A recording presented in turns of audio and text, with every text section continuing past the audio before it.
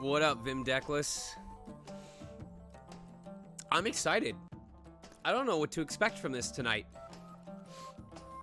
I did a little background research on this, and a lot of the names... what could possibly go wrong? A lot of the names that I found... Sly, thank you very much for the Tier 2 subscription. You the best. Oh, Steam doesn't allow them to link to Patreon. A lot of these names are relatively new to me, but that's actually kind of what excites me, is getting to see, like, the next or the current generation of talent that I wasn't previously aware of. I know Kemi!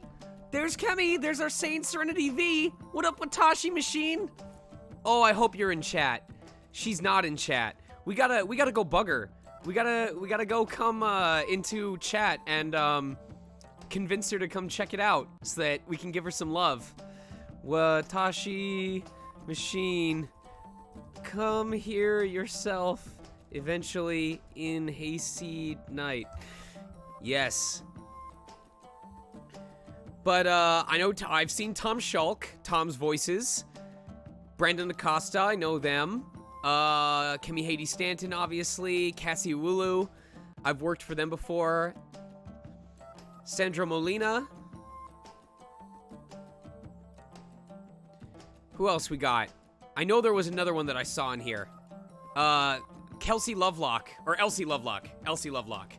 I know that I saw her in there. Maybe she doesn't show up yet in the game. The music is pretty cool, too. Special thanks to Nathan Baker, Joe Cliff Thompson, Els White for proofreading, to Alejandro Garcia for helping me exporting audio once and again, to Sagi and Victor, to Riari for all the time he's been there to help me keep fighting. All the friends I've made along the way. Does my name show up on here? I feel like I might have supported it. Oh, and everyone who's ever supported this game on Patreon. Okay. So it's just a general shout out to everybody.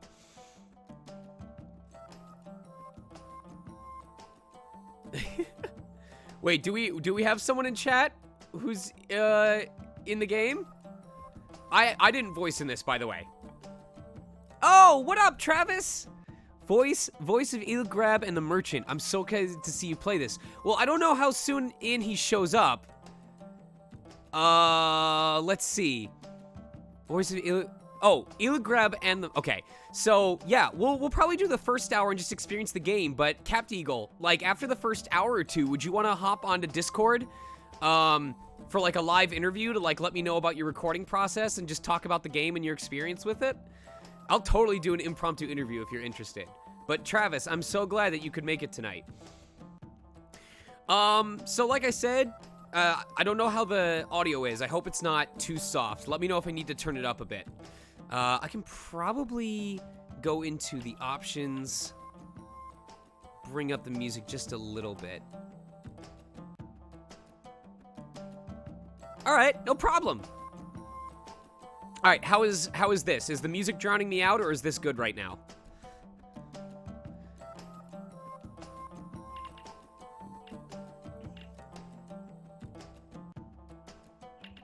I really like this loading screen.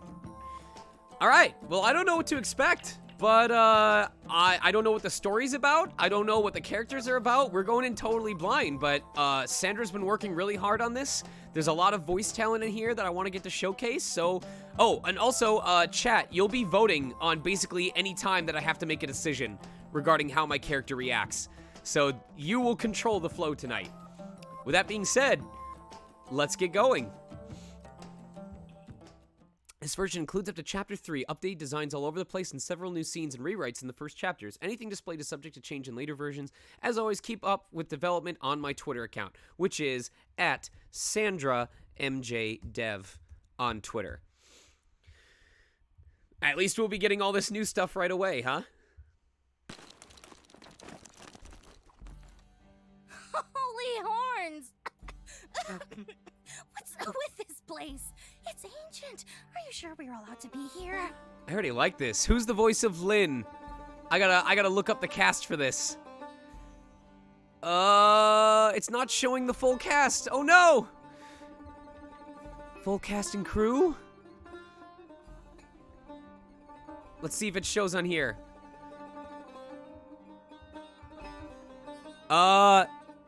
Shishi Shiena is what it's listed as. Shishi Shiena. You're allowed to be anywhere as long as no one finds you. Sneaking through forgotten cracks in a wall is not as easy as it once was, but I still managed to push my hat and my staff in somehow without wrecking the wall any further. Today's a mess, and the last thing I'd want is the whole city knowing that I'm back on my nonsense.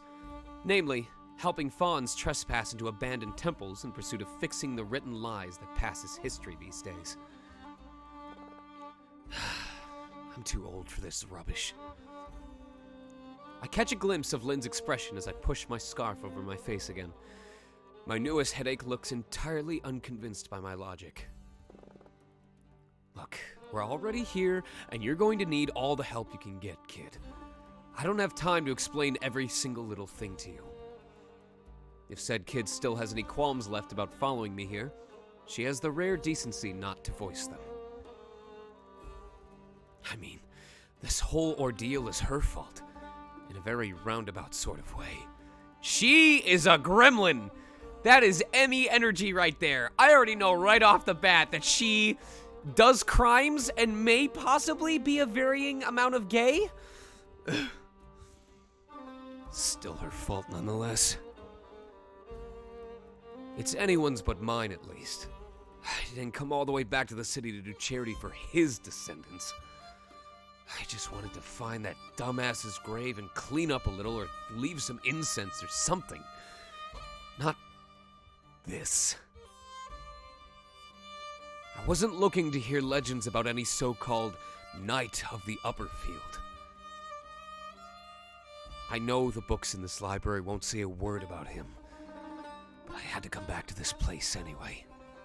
The unlikely possibility of finding a trace of his existence among the broken tablets and burnt codices was far too compelling to ignore. Here I am, still following in his footsteps, like the few unlucky scripts that time and thieves spared, frozen in their shelves as they await the return of someone who will understand them. We have a lot in common, this library and I. This kid's eyes open a fraction wider, and I only managed to narrowly avoid the incoming onslaught of questions.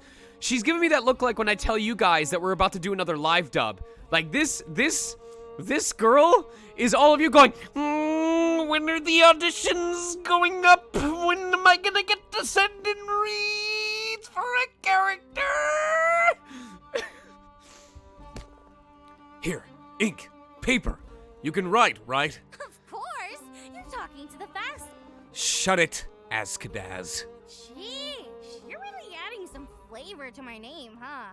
Where did all that salt come from? Or could that be the sweetness of an old flame leaving such a bitter aftertaste? Ew, no, don't do that. Makes you sound like your mother. I mean, her mother. Or her great-great-great-grandmother? Can't believe the story has derailed this much. How long have I been gone? I can't even start to guess if you won't tell me how old you are. I'm entirely too old to care about something as dumb as numbers. Well, gee, I'm starting to see why you wanted me here. Do you have a name, or are you too cool for letters too? My name would only doom this project. You will be me, and I will be nothing more than the space between words. What a droll way to say you want me getting lynched for this. I can still keep the story to myself and tell you to get lost, kid. But you won't, because after hearing my name, you realize I'm the chosen gazelle that legend of old prophesied would tell the true story of the night, right? I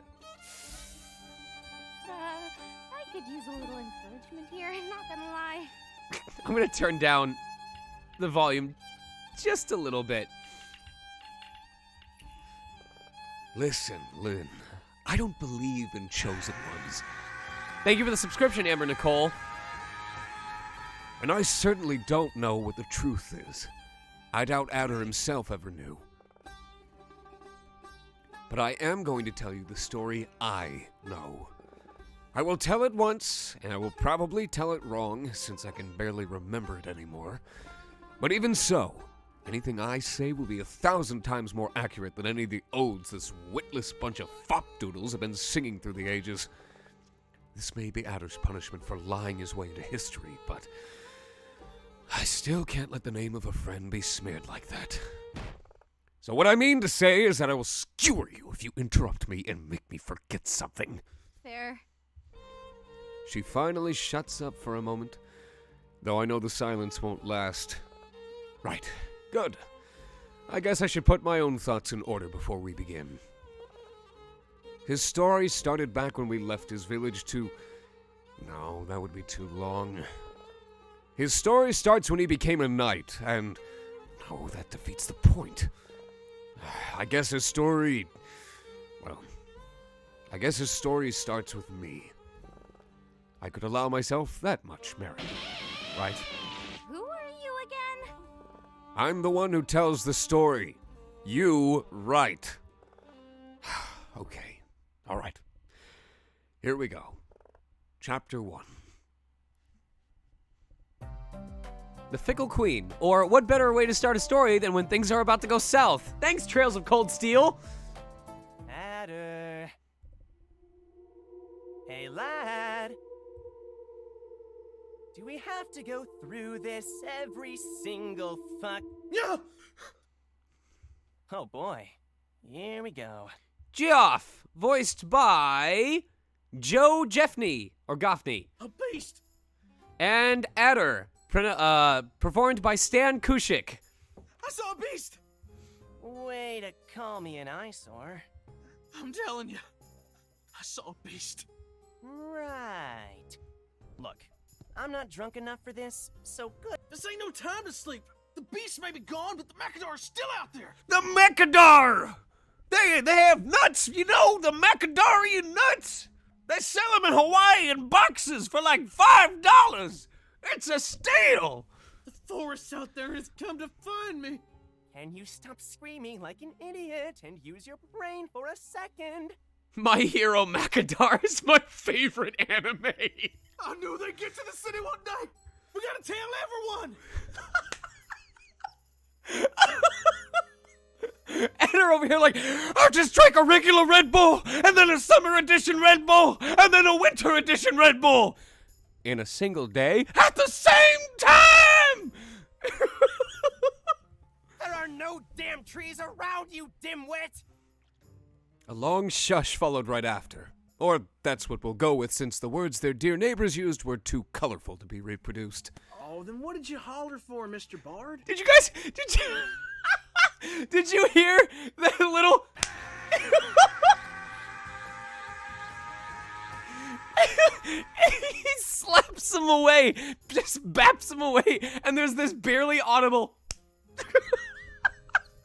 I love the motion in this. The sun ain't up yet. If you don't quit your whining, we're gonna get a beating. Says you, the buck who hath been delighting mine ears with his pitiful wailing all night long. Geoff is the kind of guy who didn't book a single role in his school's theater production, but they offered for him to be like a backstage techie.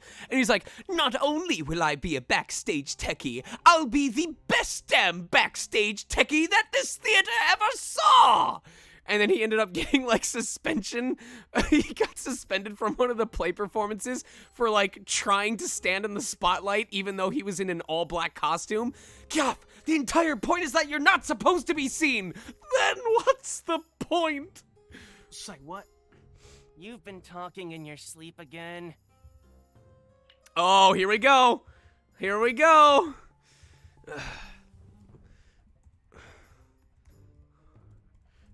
Let's see. What are the emotions?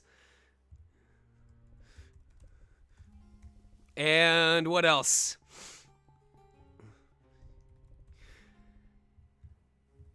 All right, start your voting.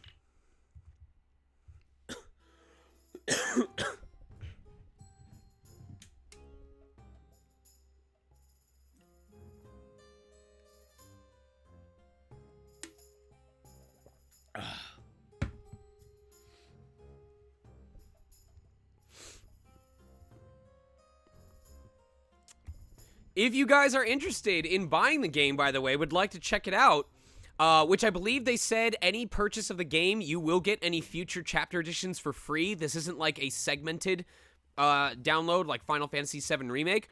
So if you buy it now, you get access to the first 3 chapters, and whenever new stuff gets added, or when the new chapters get added, you will get that as a free update to the game.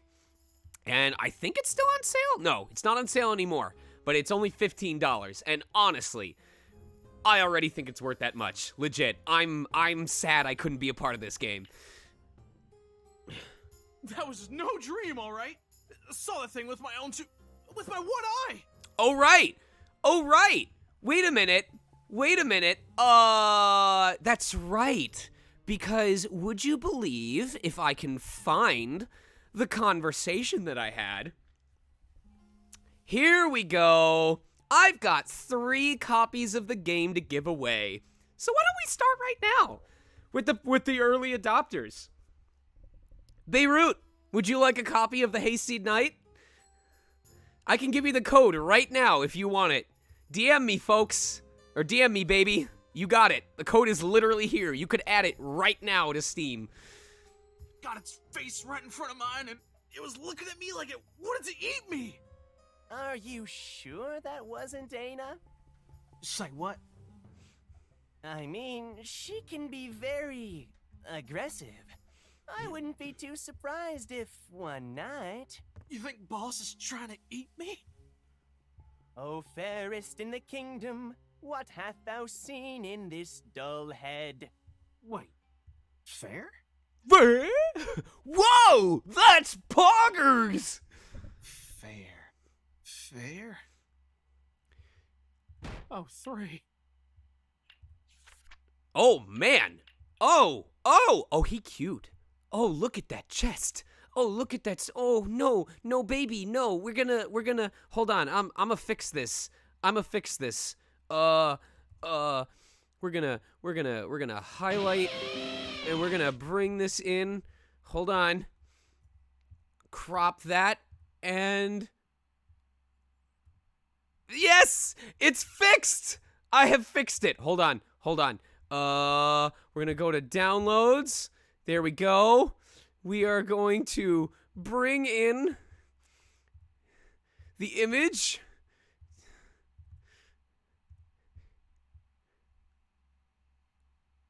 Oh, I gotta make it a little bit bigger. There we go. Look at this happy boy. Nothing bad has ever happened to him. Perfect. It's perfect. All perfect. We are all good.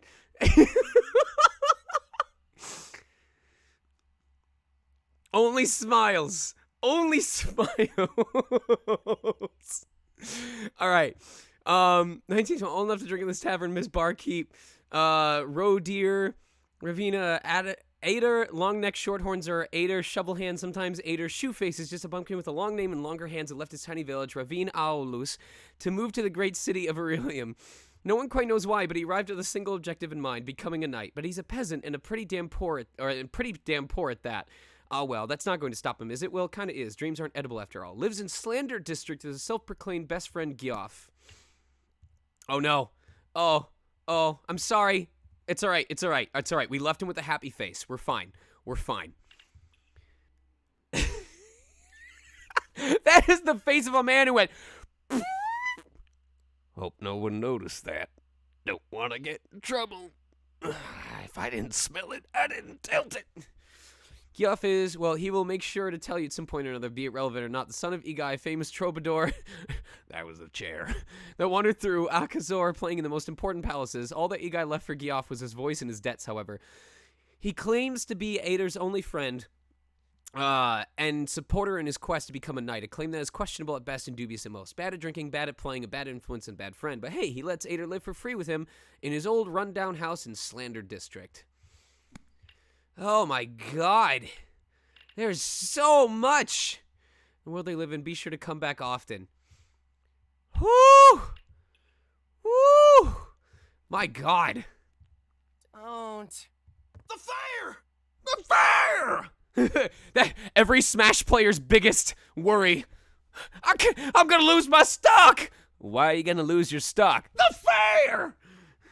I swear to Bite-Tat, kid, if you keep screaming, I'm going to kill you.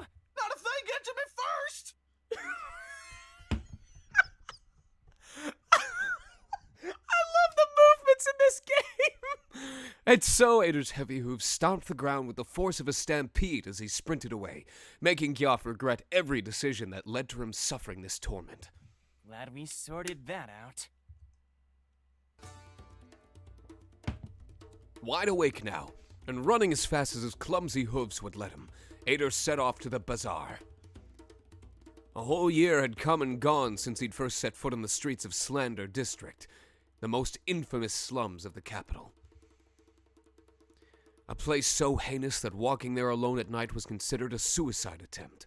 A place where you were in your right to keep a house, if you could outlast its previous owner. Where he'd once felt like a poor fawn fearing for his life, now he felt like a poor deer fearing for his life. But at least he actually knew his way around after such a long time avoiding brigands. He had no time to spare worrying about trivial matters such as being robbed or stabbed, for he knew fully well that he was to meet his destiny. The patron's gonna skin me alive! A destiny which most likely didn't really include being flayed by his dearest employer. Though we can't rule out the possibility of his direct superior whacking him in the head for oversleeping on such an important date. What if she hates me now? Then the patron won't have no problem kicking me out. He'll kick me out and keep my skin as a payment. Nah, that's dumb. But he'll kill me anyway. Oh, crap. So immersed was he in these fatalistic thoughts invading his head that his brain, which was by all accounts mostly made up of sawdust, didn't pay any mind to the path his hooves were following. And so, as is to be expected from someone not heeding the wise advice, "Look where you're going," he soon met the first obstacle in his way to the plaza. A wall. Dear. In any other place, that soft chuckle would have meant that Ader wouldn't have the benefit of living with his failures alone. In the slums, it could mean that he wouldn't have the benefit of living at all. That was almost impressive. I truly thought that you were going to run straight through that wall for a moment. I'm sorry! I was practicing for when I went to Nintendo World! They got paintings there! Paintings that lead to other worlds! The voice got closer by the second, followed by a strangely harmonic tinkling.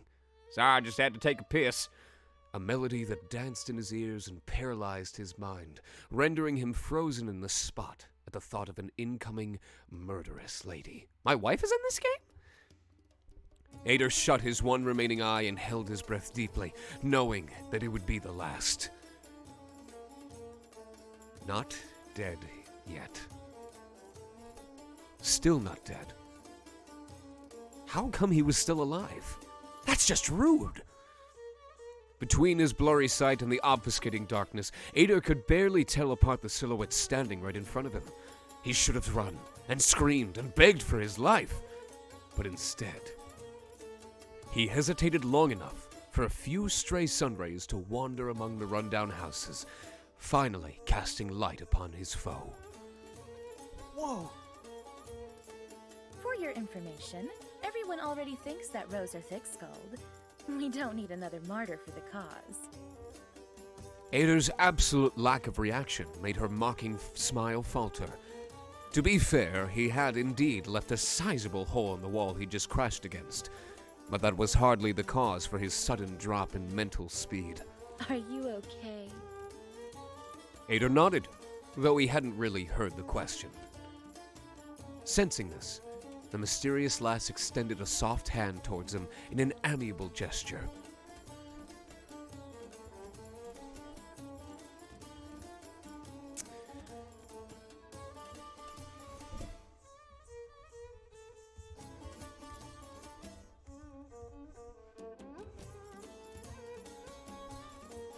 I really like these animations so far.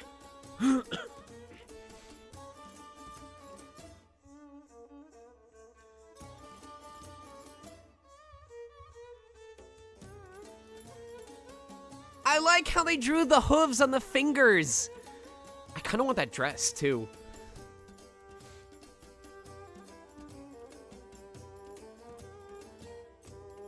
This music is a bop, too.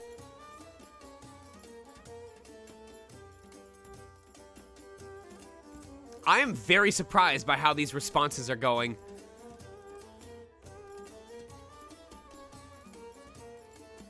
It's permanent brass knuckles, Amber.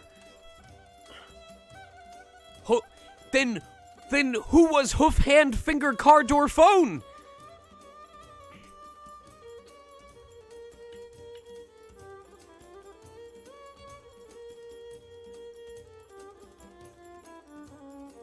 What are those? I know they're short. Please don't stare. What kind of nonsense is that? I'd never seen hands like those before. My hands? You like my hands? Were you born with them? How much weight can you lift? Can you use tools at all? Or wear a shirt? What's wrong with your neck? Is that a hood or a scarf? I love the pattern, by the way. So? I'm sorry, ma'am. What was the question? You. What are you supposed to be? Oh! Well, I'm just your run-of-the-mill prairie buck, ma'am. Just, you know, my mom gave me shovels for hands and a gourd for a neck. They're better for working the fields. It's Shovel Knight! It's Shovel Knight's origin story! Let's go! Shovel Knight in my visual novel! Oh, come on. I want the actual story. Thank you for the subscription, Emmy. You want the boring bits? Okay. See, I used to be all big and strong. But then I come to the city and what do you know? Food ain't so easy to come by. I was so hungry that I'd even eat the rocks in the street. Emmy, all you need to know is that the very first time we saw this girl, she was making a gremlin face. She's you. She is absolutely you. And I go to bed hungry one night, and another, and I keep on starving till I end up 2 meals short of turning into a walking pile of bones. Except for my hands. They just won't get. And they're for real heavy, let me tell you. So, that's the gist of it. Want to hear about my neck, too? Or my name, at least? The girl's eyes narrowed as she stared at Adder. Ader. He fixed his gaze on his hands, considering the strange path the conversation had taken. So, what you are saying is that you used to be plump? Plump? Like fruit? Well, I used to eat a bunch of fruit before I came down here last year, yeah. Last year? Wait, how many eyes did you have then? How many? 5, I think, but I lost the other 4. Just the one, ma'am. I knew it. You've changed a lot, but it's you. You're that loudmouthed one-eyed chub. Say what? It's me. Don't tell me you've forgotten me. Geoff had warned Ader, yes, multiple times about the dangers of the "it's me" scams, but he was pretty tempted to fall into this one. Ma'am, I don't know what you're selling, but I ain't gonna buy it. I love these horns. You are so right, Mikey. I want a pair of these. I just want to wear them around the house, like my cat socks. Cat socks. Come on. Don't you remember that night on the bridge under Herod's statue? With the guards laughing at you? You didn't hit your head that hard, did you? I bet those guards had one haystack of a night laughing at some poor buck. I'm pretty darn sure that wasn't me. I'd remember you. Trust me. It was a pretty long time ago, but wait, I know. She bit her lip just long enough to make Ader lose his need to understand the situation anymore. Come closer. Who? Me? Almost asked the deer. Yet there was no one else hiding in the mists of dawn. I said come closer. All right then, here I come. That's it? Come on, don't make me walk over there. She gonna slap him. Boop. I'm TOS. Oh fuck. Oh shit. Oh, I'm so sorry. I'm sorry. Don't ban me. Don't ban me. That's close enough. She slipped right under Ader's arm, uninvited, but not unwelcomed. Now, if you could get on your knees, you know what? Blip. Maybe you should see a doctor after all. Joseph! There you are! Oh, shit! Ugh, give me a break. In less than a blink, her smile was back on her face as she turned to face the voice in the distance. It was some other doe in similarly flashy clothing, hurriedly stomping her way towards Joseph, apparently. You called? Joseph, voiced by... Where is it? Where is it? It is so hard to find these names. It's not listed in the cast, so if someone wants to tell me, that would be great. We've been looking everywhere for you! Some wench? And so you found me. Congratulations. Now, if you don't mind... Miss Rochelle's had us searching for hours! She wants you back immediately! Well, I'm kind of busy, so... Would you be so kind to go tell her to find someone else to bother while I catch up with my friend here? The fair's about to start! Head back already or you'll get us all in trouble! The red-haired girl stood completely still. She held her breath for an instant. I'm sorry. Was that an order? What? Emmy! Miss Rochelle said... Emmy, this is you. I know you have said it exactly like that, where I've been like, Emmy, can you take care of this for me? And you'd be like, I'm sorry. Was that an order? Like, you have absolutely done that before. Say, do you know what happened to the last wench who had the gall to order me around? Joseph's smile was still plastered on her face, but her eyes had narrowed down to a squint, sharpening her long eyelashes even further. I don't... Care to find out? The doe looking for her stammered, color drained from her mane. After a few 10 seconds, a pleased smile spread across Joseph's face. Come now, honey. Don't make that face. I'm just joking here. I've got too much going on as it is to begin picking fights with my sisters. Don't you think? Right. Then that's settled. Let's go. Joseph whipped her braid as she turned around sharply, making the choir of bells that hung from her hips announce her leave. Ader had barely just a second to register what happened. He could swear something had moved in a corner, but he couldn't care less. The finest lass he'd laid eyes upon in his whole life was about to disappear, and she seemed to have forgotten all about him. Facing the prospect of never seeing her again, he tried at the very least to catch up to introduce himself formally. Wait, Yes? But as Ader was about to speak, he had the same feeling of missing something.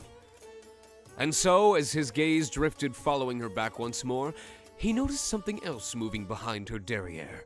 Something long, like a whip, ending on a red tuft of fur.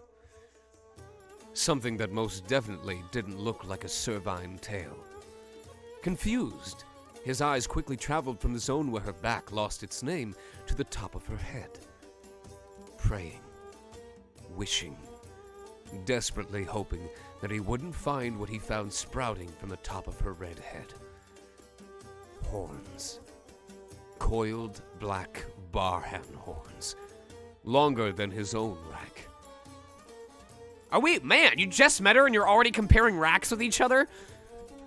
Ader had to hold back a yelp. He'd been so distracted by the rest of her features that... No way! I wasn't looking at her! Ader yelled internally. Beads of sweat began falling from his temples as his face became even more flustered. There's no way But as if meaning to aggravate his inner turmoil, Joseph smiled one last time with a mischievous glint in her eyes. Don't worry. I'll see you around. Handsome. Ader was so many things. He was goofy.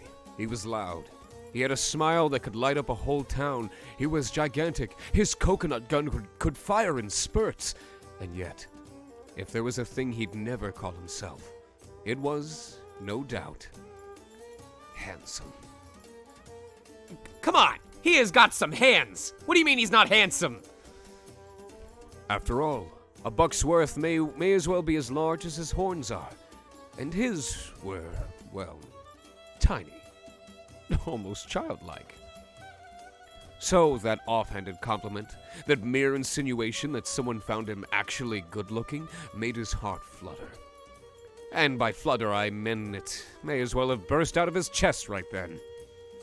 So, for just 1 second, he forgot that the lady in front of him was horned. For a moment, he forgot all the things he'd heard about gazelles. His face turned red. His jaw came loose. But had he been able to articulate, he'd have found he'd completely forgotten the ability to talk. He still knew how to do one thing, though.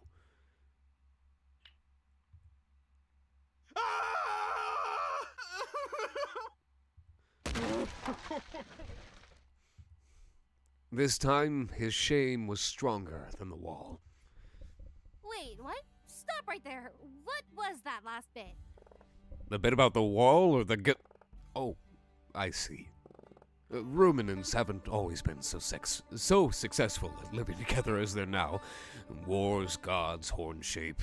All the excuses to be different used to make a lot more sense to mortals back then.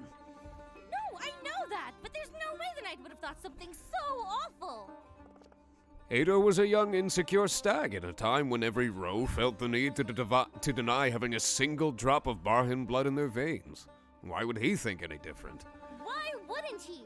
That's the point, isn't it? That he was different from the rest? How could he believe any of that crap?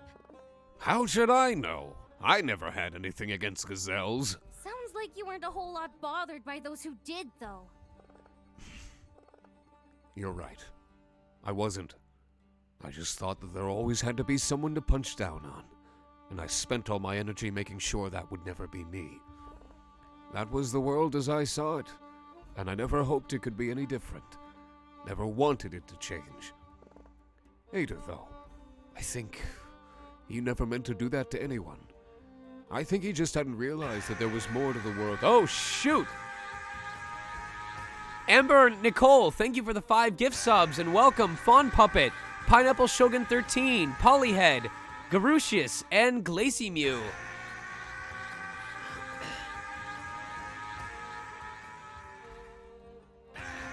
Oh, we gotta get some more people in here. Where's all the love? We only got 55 peeps.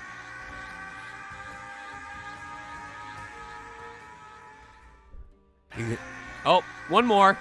And Theros, thank you for the tier 2 subscription, man. Welcome back for your 9th month.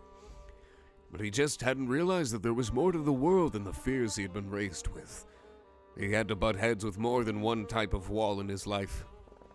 I could be wrong, of course.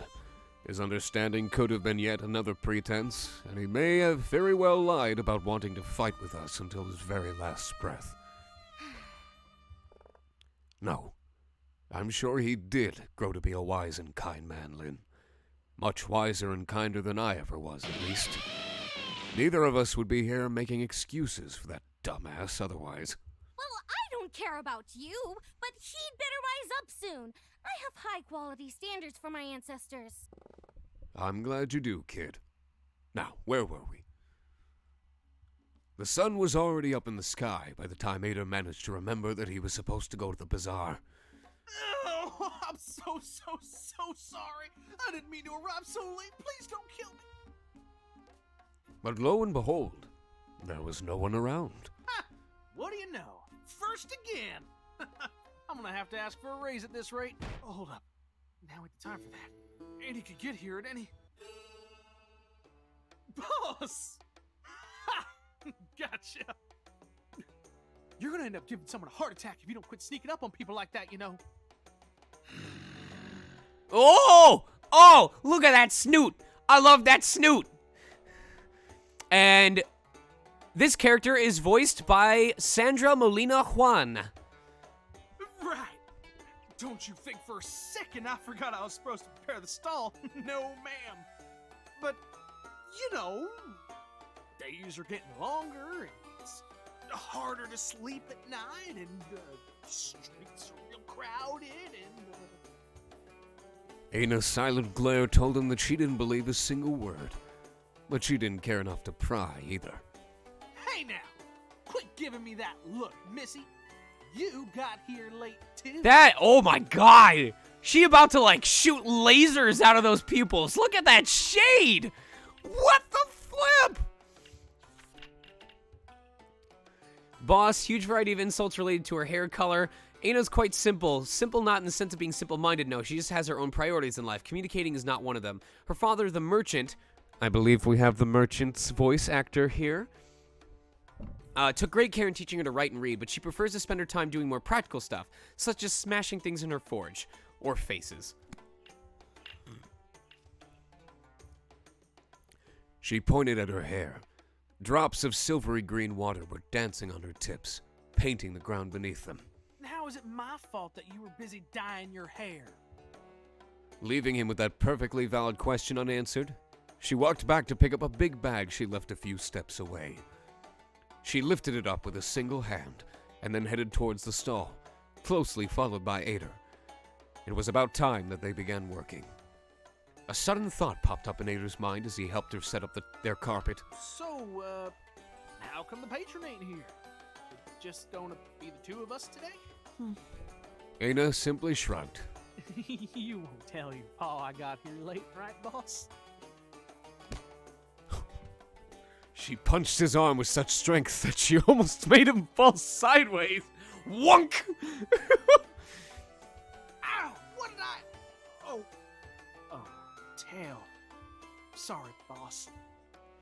This little reminder that was a sensitive issue effectively killed the conversation. He's still standing, it's not a decked. People from all over Ireland began congregating in the bazaar, turning the walled plaza into a sea of spice, trinkets, and deer. The currents of that sea were still difficult to understand for Ada, who often found himself pushed to the ground in the busiest hours.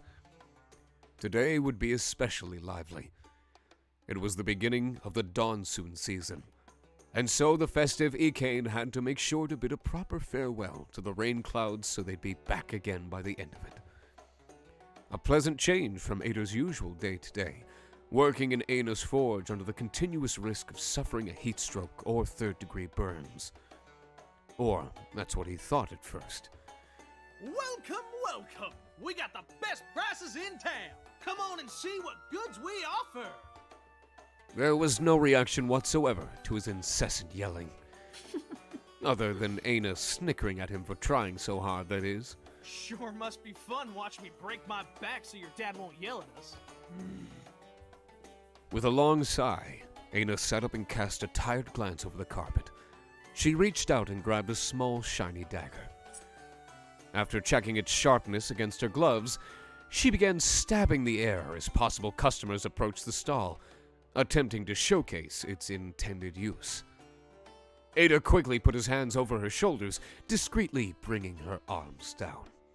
You know what? Nah, take that back. There ain't no deer in the world that works harder than Ana of the test.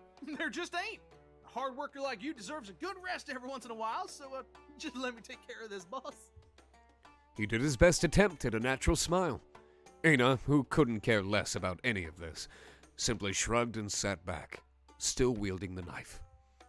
She let her hand fall on one of the stones that paved the bazaar and, effortlessly, tore it from the ground, deciding that it'd serve better as a sharpening tool. You do you. It was best to leave the issue alone. Ada had figured out quite some time ago that Ana was a creature of habit, and her habits included steadfastly refusing to put any effort into anything she didn't care about. But it never really bothered him at all. There was something fascinating about watching her get completely absorbed by whatever task she had chosen to focus on, really. Ada never quite had that level of dedication to his craft, if he even had one. She could hammer tirelessly at a single hunk of metal for hours at a time, if the piece required so, all while judging Ada's every move with the same intensity. She was just as capable of sitting in a corner and glaring away the hours, while she sank deep into her own imagination. That's why he immediately knew something was off when she turned her face away from the dull knife of her own accord. Huh? What's wrong, boss? Wait, is that... Oh, no. Don't tell me he's coming this way! Aina wasn't going to tell him either way, but coming this way he was. He, being Ader's worst one-sided nightmare. The Alma Tesen of Heirloom Suk, Hayseed the treasurer, followed by his pale retinue. Ader didn't even have time to yelp before the merchant among merchants politely announced his presence with an ancient greeting. Tisakirmat, Miss Tess. I'm aware of how hectic the stall must be today, so I won't keep you long. Oh, he sounds handsome. Oh, he sounds handsome. Who voices him? Who voices him? I must know. There's so many names that have changed. Obviously, some of this cast, I need to like find a way. Yes, there we go. Ryan Hoyle. All right, cool.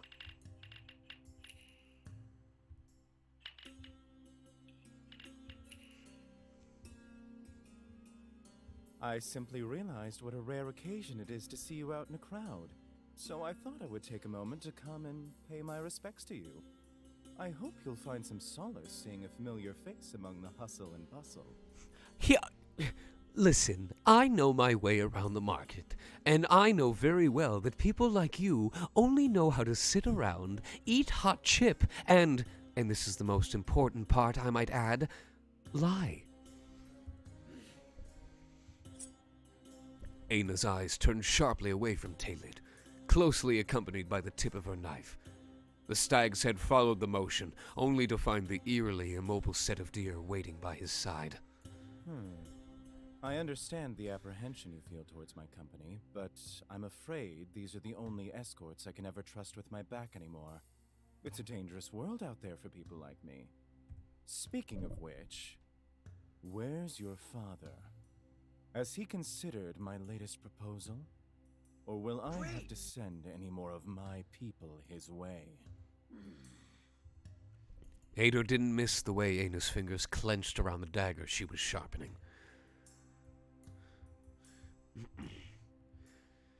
It is time to vote, chat.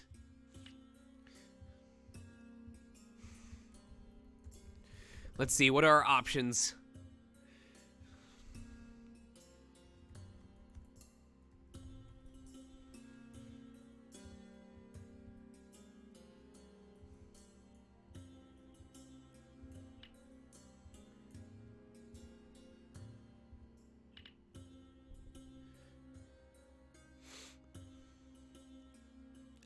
I like his face. I like his stupid little...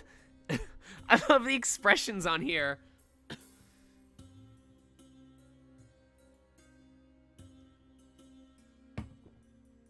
Also, I really hope his name is Adder and not Adir. Or Ader. Wait, maybe it's Ader because he's Adur. I'm Adur. I'm Adur. Otter. Okay. Heramadur. With an antler.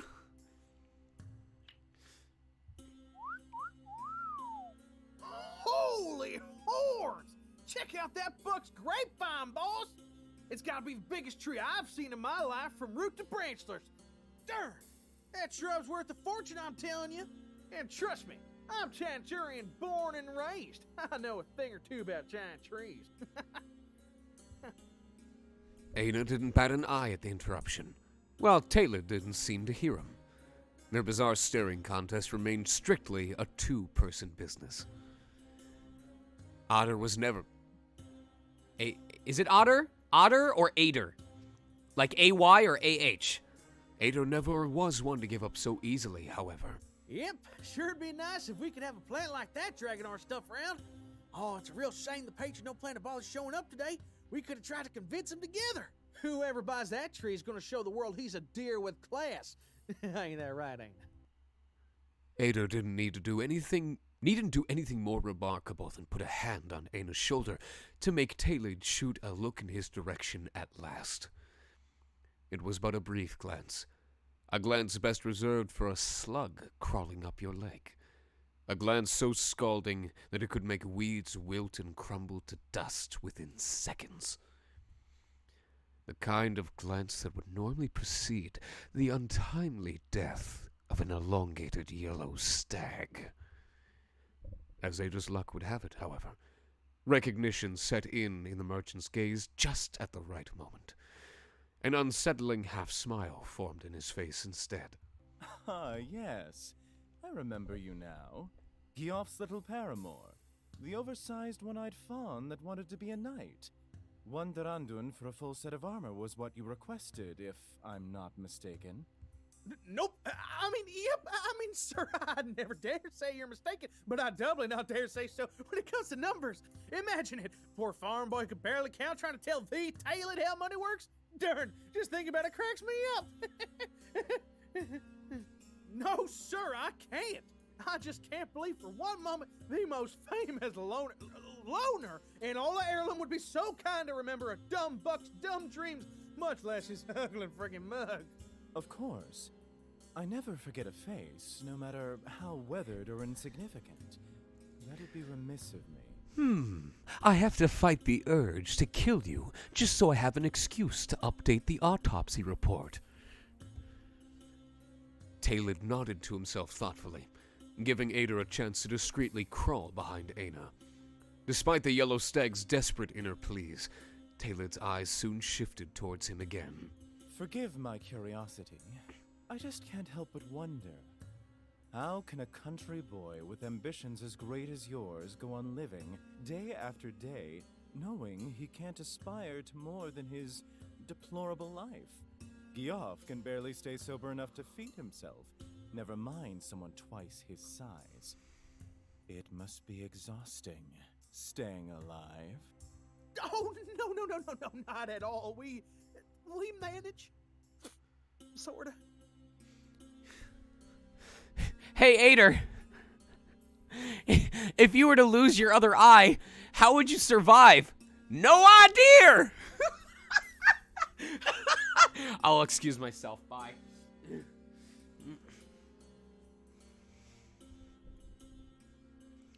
Taylid's soft features drew closer to Ader, but he barely even noticed. His only eye remained glued to Taylid's bodyguards. It's not too late to consider the offer I made you back then. Let me put those deformed hands of yours to better use. I could give you the armor and the money to pay for it now, if you come work for me in the sewers. It won't be much worse than whatever the blind witch has you doing. That's mighty kind of you, Mr. Taylid, but it's poor manners to consider job offers in front of your own boss. You make a fair point. Perhaps once I've torn that red scab off our guild's back then. Aina? Taylid finished his farewell with a bow, and thus left the moneylender at last, followed by the delayed rhythm of a calcareous march. Ader's body had somehow contorted into being nearly indistinguishable from Aina's at this point. He needed a few more seconds to thaw out of that position. Divine beeswax, I'm crawling out of my skin here. Who the hell you laughing at now, huh? That weirdo ain't no joke, you hear me? Last time I talked to him, it only took me shoving my hoof in my mouth half a second to swish, get a blade on my neck. And all I could see out of this eye was the creepy face of one of those golems. Aina's ears perked up, though her gaze remained firmly locked on the blade. No, yeah, of course you'd find it funny, Mistress Miss Tess. Paying my respect sure is a fancy way of saying he got the hots for you. Ader barely avoided getting his liver punctured by an extremely flustered Aina. The hours passed by slowly and painfully, for they were completely ignored by any passerby. Well, actually, avoided rather than ignored. It was no surprise. The merchant, Ader's patron, and his mute daughter were two of the most despised people in the city. In spite of the incredible variety of antiquities and smithery that the merchant had for sale, no one ever bought a single thing. And there were plenty of reasons for that. Even Ader had some serious doubts about working for an old barhen man whose fur was redder than blood, and an albino smith that insisted on dyeing her hair green. The fact that he worked independently from Heirloom's Traders Guild probably had something to do with it too. In any case, it was well after noon, and they hadn't done anything but sit around the whole day, much like the moderator team of the Megastar Stream Discord. Ader pressed his lips together and began drumming his fingers against the floor. He looked askance at Aina, hoping his subtle call for attention had stirred her curiosity, but there was no answer. He'd have to be the one to actually break the silence, as usual. So, hey, Aina. I bet you're still wondering just what in the world could make a hard-working buck like this one get here so late this morning. Aina stopped hitting the rock with the blade. She barely moved her eyes towards Ader. Well, buckle up, because there's a whole story there. This got to stay between you and I. But, this morning...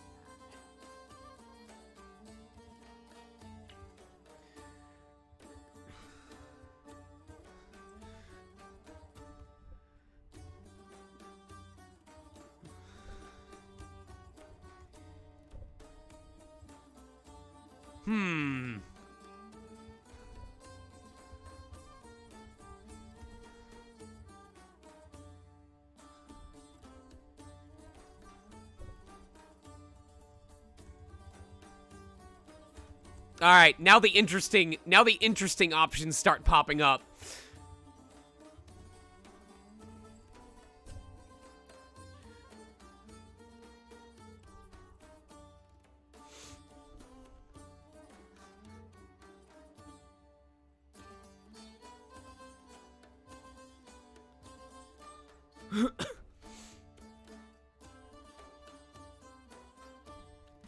A girl?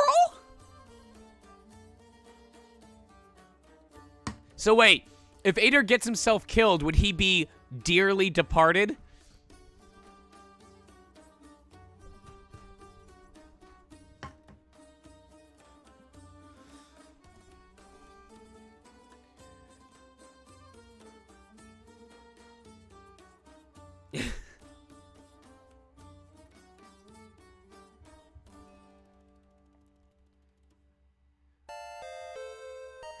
Amber, thank you very much for the bits.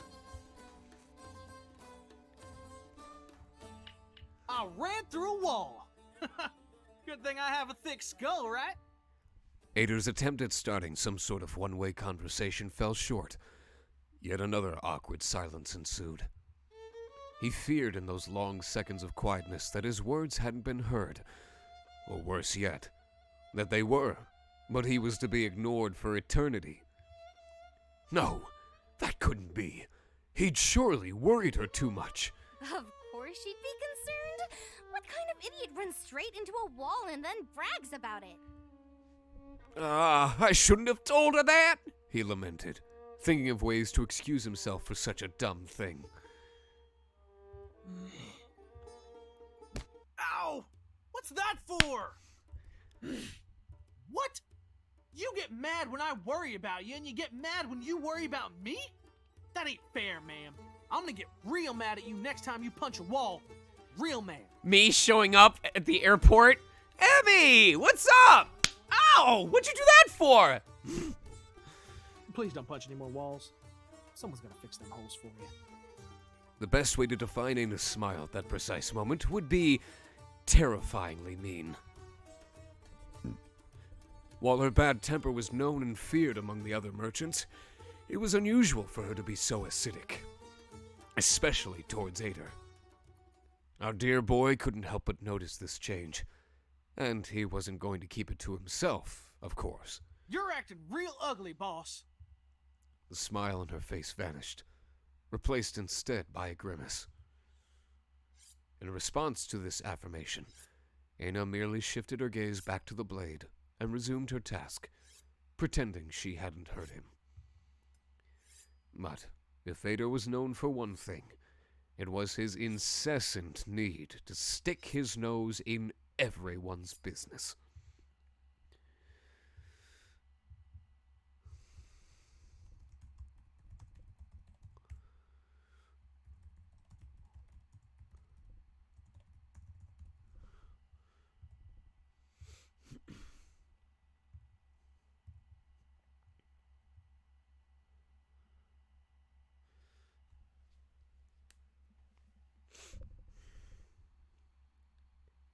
I think the one thing that's gonna be hard about that's always my goal. That is always my goal. Is any game that I play where I do some of the narration, that when you guys go back to the game or when you play it on your own time, you'll be like, "Wait, wasn't this voiced? Why not? I could have sworn Sean was in this."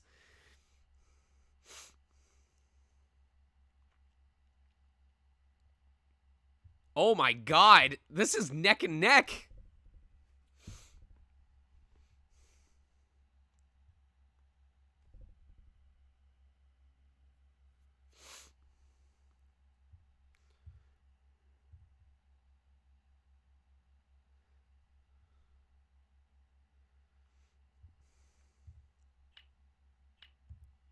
What's wrong, Aina? A wrinkle formed over her nose as she focused on keeping calm, but Ada didn't get the message. Come on, don't just keep everything to yourself. You know there ain't a single thing in the whole of Dakna you can't tell me. No sooner he'd finished that sentence, Aina slammed the dagger she was sharpening against the ground, effectively sinking its tip in the ground. Right. I know there ain't a single thing you can tell me either.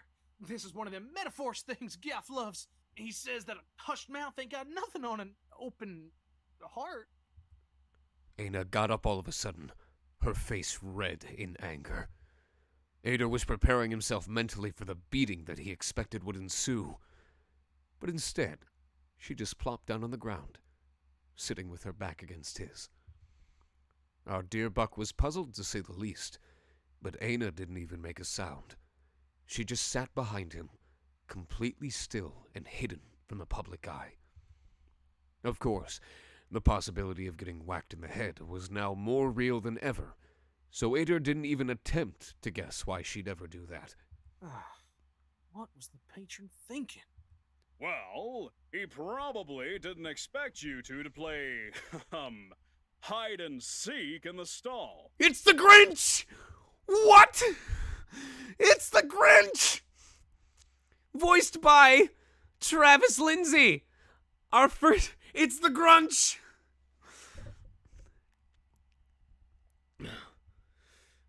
Oh my god. You're a green one, I'll grab. You go shopping at the stalls. You make friends with yellow deer, and you're walking through the halls, Mr. I'll grab. I wouldn't touch you with a single shekel of my money. Ada and Aina immediately jumped away from each other, doing their worst best attempt at looking half professional. A thunderous laugh resonated over the ruckus of the bazaar. Kilogram? It's respectable Illigrab Buntalos to you. Buntalos! Buntalos! Illigrab is a deer tree deer of jovial disposition and a voice powerful like no other. He's kind of a celebrity, the giant who is always patrolling around the city, ready to speak to nobles and peasants without any distinction. Everyone knows that he's tremendously important, but no one's really sure of what his actual job is. After all, Peacemaker is as ambiguous of a job description as it gets. He's an old friend of the merchant? Seems to have a soft spot for Ada's antics. But please, don't hold back on my account. I'll just look the other way. What?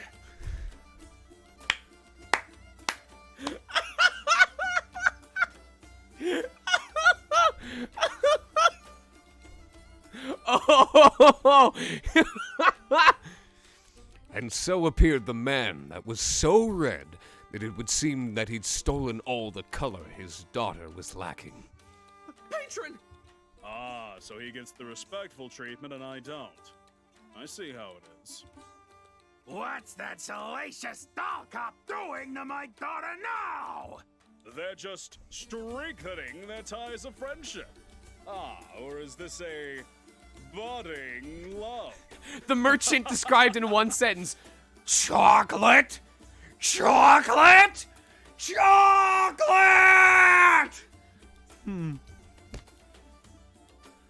The merchant shook his cane, hitting Eligrab's twiggy leg with a loud thunk.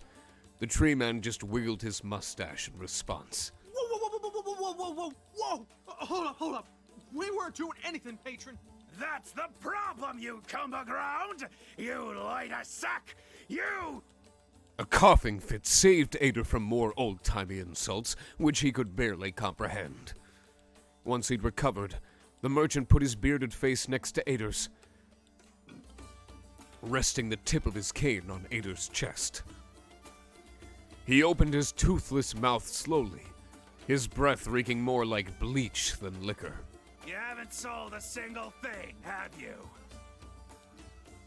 Now, that's hardly their fault, Fred. I'm sure this Yeltsin was just frolicking with my daughter as usual! She's old enough to frolic as she pleases. Here we see alt universe Sully and Mike Wazowski. Why ain't I in the picture? Why does no one pay attention to me? She hasn't even come of age yet! Of course she hasn't. There's no way for her to pass that right. Of course there is! She just needs to open her mouth and stop being an idiot! The only idiot here is the one talking, patron. Ana's just mute. I wish that rub off on you! And maybe you'd learn to keep your mouth shut when adults are talking! But I did pass the coming of age right, sir. I got them adult horns and... Shut up! Don't you have anything to say about this, insolent child? Ana? She walked away while you two were arguing. Then why didn't you say so sooner, you overgrown sapling? She looked like she needed it. Ana is just Emmy leaving once the bird council all shows up. One bird councilman is fine. Two, a little concerning. All three, she's out of here. She wants nothing to do with it. This is all your fault! And yours! Now the question is, which one is KK, which one is Cyan, and which one is Vimdeklis? He stabbed Ader's nose with the tip of his finger. What did I do? That stupid child's been acting up since you first arrived! Don't blame the poor boy. She's always had an attitude, and you know it. Alright, Ana, head out. I don't care! You two better go bugger off somewhere else. Or I swear to Arab that I'll hit you so hard that you'll be cropping out your teeth for a week! You did really well with this, Travis. Both Ader and Eligrab winced at that. Now hold up, what? Come on, Adder. Those two. Oh, Adder. Really want It's some Adder. alone time. It is Adder. And he'll have plenty of that when I leave him tied to the pyre next time I find a mob outside the shop. Eligrab took Adder by the cape and lifted him off the ground as they walked away. It didn't take Eligrab long to notice Adder's unusual reticence to speak. Please, don't let Red's words affect you. He's, worse today. There's a storm coming from the west, and it's making us old people nervous. Nah, the patron can preach and holler all he want. That don't bother me much. I mean, I don't cry anymore at least. What he said to Ana, though? Now that's going 2 paces past the league too far. So what if she can't swear the oath thing? The 3 won't get mad at her for being mute. And anyway, Ana don't got a pass no right. It ain't like she's getting married any day soon, right? There. Got it all out of your system, boy? You know what? All this stuff I'm saying means radish stew if I don't say it to her face. I gotta find her, make sure she's all right. Ilograb didn't reply to that last information. He placed Adder carefully on the ground and patted his cape to straighten it. Well, in that case, I have to go back to keeping watch on the fair. So, this is where we say goodbye for today. Hey, I'll send someone to fetch you if I see her, okay? Adder nodded resolutely. They waved goodbye to each other. And then the buck just stood there wondering where to start looking when the bazaar was half a league from gate to gate. Assuming she was still in the bazaar at all. Finally! I thought that fluffy bastard was never leaving. Gyoff walked into the scene with a huge smile as the giant disappeared in the distance. Afternoon, Mr. Bard. Oh, lad, what a face. Well, see, it's a long... Not a word. Thy mien speaketh clearer than thy tongue doeth. You're hungry. Nah, I ain't in the mood to... Well, I am. And I can't play a song when my stomach's growling a gazelle. Let's get some fried leaves. Sorry, Bard, I ain't got time for any of that. I gotta go look for Aina. She just ran away angry as all get out, and I know darn well if I don't go check up on her, no one's gonna... And I thought my songs were monothematic. Gyoff picked the strings of his ode one by one, deep in thought, while Adder just paced around. I know Adder. just the place to look. Gyoff expertly snuck through the crowds, moving with such ease that he seemed to be little more than a shadow. Adder did his best to keep up with him, though that was hardly an easy task when he was one head taller than most other deer. The place Gyoff was looking for wasn't in the plaza itself, surrounded by stalls and other merchandise, but rather on one of the many alleys that led to the bazaar. The crowd there was bustling with life as well, but not quite in the same manner. They were all rowdy deer, pushing and cheering. A Conmay alley. Conmay alleys were very different from the official sort. While killing was still very much frowned upon, there was no chivalry, no one set of rules. There was no way of knowing if the horns you were being gored with were hygienic. There were punches and kicks and all sorts of cheats. It was chaos! And for that and several other reasons, Aina was a huge fan of unofficial Conmay. Sadly, as much as Adder jumped and pushed and yelled, she wasn't anywhere to be found.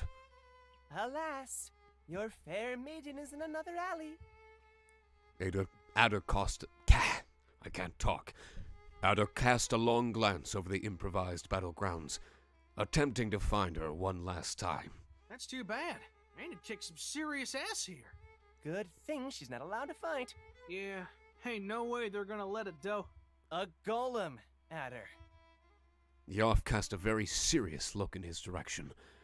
This wasn't the first time they'd had this discussion, and it wouldn't be the last. How many times do I gotta tell you? Aina is not a golem, okay? She's a doe. It's just she's Lifelike puppets created by Cephis during the Barhan Rebellion. They were built to carry specific tasks from serving tea to wreaking havoc, and resemble a cane with the sole intention to mock the deer. Tradition dictates that their frames are made of brass, porcelain, or marble, making the bulk of their body, an inner core made of rock, crystal, and silk, fur grass, or real hair decorating their heads and tails. Upon purchase, they would bear the mark of the gazelle that had bought them, forsaking all connection to their creator. Most were destroyed during and after the Barhan Rebellion, so the ones that remain... I'm calling it now! Adder's a golem. Adder has to come to terms with the fact that he's not real. That's my kid. That's my theory. That's my theory. I just know it. Anytime you have to deal with a lack of humanity, the main character ends up being one. a bit of a weirdo. Weirdo. Right. And that's probably what his eye patch is covering. There's probably a symbol underneath this. Tell me, Adder dearest, how many albino toes can you name off the top of your head that can lift your heavy butt with just one hand? Aina! Now let's go! We gotta find her! Why do I even bother? Look at her. Golem or not, she's just a little cabbage head hiding in the crowds of this enormous city. She's damn good at hiding. And do you know why people hide? 'Cause they don't want to be found. Geoff extended his arms toward him in a dramatic manner, remarking how correct he was. You're not gonna find her. So why don't you go and use your thick skull for something useful? Like bringing us money so we can have dinner for once. Geoff pointed at the ring with his horns, and Adder knew better than to insist. With a heavy sigh, Adder nodded and began walking towards the ringmaster. Ah, wait, there's just one more thing. Your bag of coins. You wouldn't want to lose what little we have to the hands of, say, some ill-intentioned crook, now would you? This was your entire government stimulus check! Better the evil you know, right? Geoff extended his hand a bit too keenly, waiting for Adder to find the purse he usually hid within his sash. But Whoa, Bard. You're really gonna bust the gut laughing. Don't tell me you lost it. Alrighty then. Geoff's scrawny body trembled like a branch about to snap off. Just go. All right. See that sweaty blackhead over there with the glistening fur and that charming smile? That's your foe. I'll go place my bet now. Are you feeling like a winner, ladder? Charming? Oh, hold up. You mean the guy with them sharpened horns? Oh, darn, Bard. Your confidence in this poorly put together row is much appreciated, but as much as it hurts me, and it does, I think I'd rather go to bed hungry today. What? What if he hits me in the face? I don't want to go from Adder the one-eyed to Adder the no-eyed! Then do enlighten me, my boy, on how in the name of the Hatsa do you pretend to become a knight if you can't handle even a rack pointed at you? No wonder you can't even catch a hint, yellow piece of mangy venison. Sorry about that. What are you mumbling there, Geoff? I said I'm going to walk you through this. So oh help me three if you mess up. Hey, let this dough in. And a girl, you sure eat your veggies. But those sticks on your forehead, I can't fool anyone. I identify with whoever this is. I don't know who voices this drunk deer, but I identify. If he's serious, this is gonna be easier than I thought. Wait, there's a fight coming up! Holy horns, you have to tell me everything about it! What kind of fighting style did Adder use? Was it antler rattling? He was a rattler, right? Did he prefer grappling or thrusting? Or was he more of a brawler instead? Swish, swish, bam! Pushing them right in the... Wait, did they even have any hand reps this side? Give me a moment. I think I have to sneeze. What were any of those words? I don't really know the rules of Kanmei. I thought you just had to hit people until they fainted. Oh gods, nothing I can come up with is going to live up to our expectations. I can't deal with the pressure. Ah! You said you knew the night like the palm of your hand, didn't you? The new bearer of a tale of this magnitude should be able to pen a memorable fight scene all on their own, if that's the case. Prove you're worthy of your name, Lynn. Oh my god, you're right! Yes, this is my moment to shine! Leave it to me! Yes, good. I shall go and I'll leave it to you so as to not influence you. Goodbye! What would the knight do? Right! He needed a few tips first. So Geoff took Adder aside and held him under his arm. He said, Adder, mine lad, 'tis a dangerous fight that awaits us. But if not in the strength of thy body, I believeth in the strength of thine heart. What would thee saith is the greatest feat a fighter should at each moment striveth for? Rules card? Well, diggity yee-haw, Bard! What a tootin', rootin', mighty fine question that is! Adder nodded thoughtfully to himself and then continued, I reckon that would be... honor, as expected of a knight, dearest friend. Thou shalt be a rattler then. Ah, honorable style amongst honorable styles. The way our ancestors What up, Onyx? sweareth, where two deer shalt proveth the might of their horns rather than that of their mind. But hoy, Bard! Yelped Adder. Mine horns are so teeny tiny. Yelp smirked. This is where your strength lieth, mine Otter. There is an advantage to short horns, thou see. No one shalt be able to lock their horns around yours to grapple thee to the ground. Your advice is ne'er unwise, Yoff. This is why I love you so daringly dearly. I just want this entire story told by Lynn, with all of the characters voiced by her. Adder, you beautiful boar. Everyone will find out if thou keepeth talking so loud. We mustn't. Kiss, kiss, kiss, kiss. Let the whole world bask in the warmth of our Kiss, passion. kiss, kiss, kiss. Oh, Adder. Yes! Smudgy, smudgy, smudge. Lynn, how's that scene going?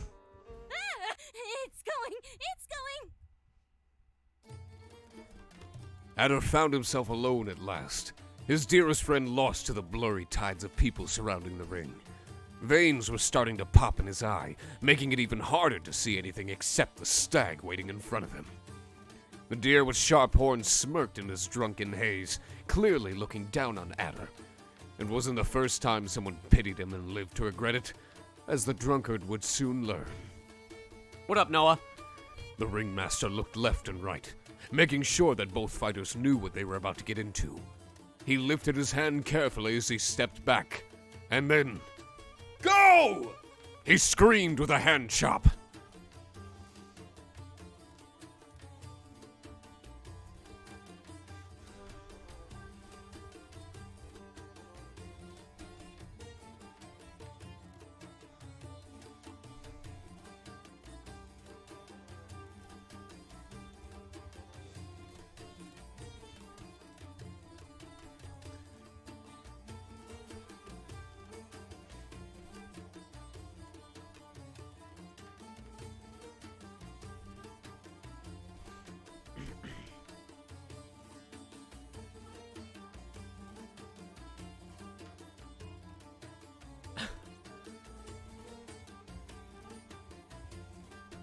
This is still way closer than I expected.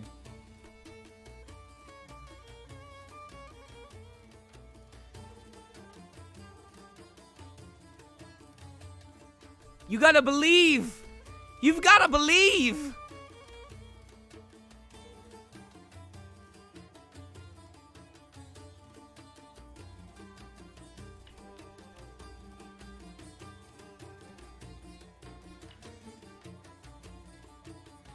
Oh man! Oh man! Oh my god!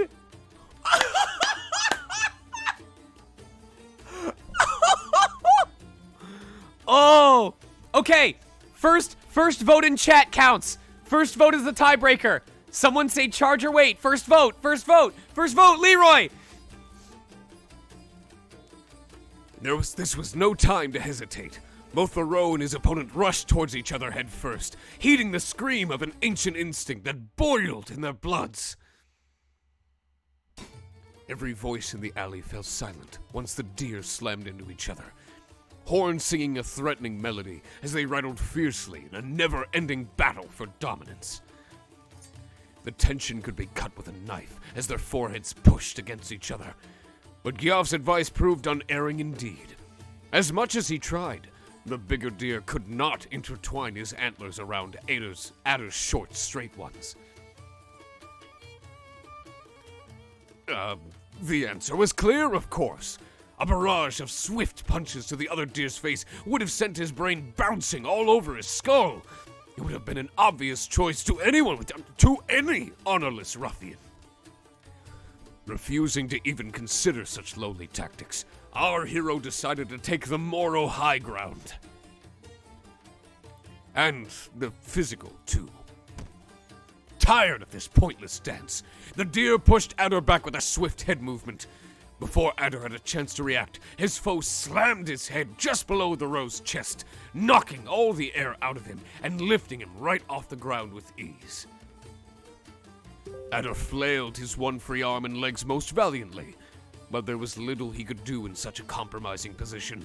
Worn out as he was after trying to uphold his honor as a brave warrior with such a direct approach. And crack. I could not tell if that was the sound of Adder's neck or Adder's teeth as his face hit the ground at full speed. But little did that matter, for nothing lay more broken than his dreams. Oh! Oh! Oh! All right.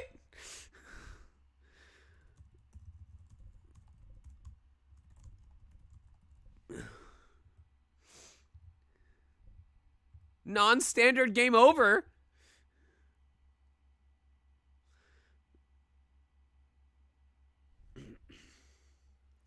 This is interesting. I wonder what the difference between these is.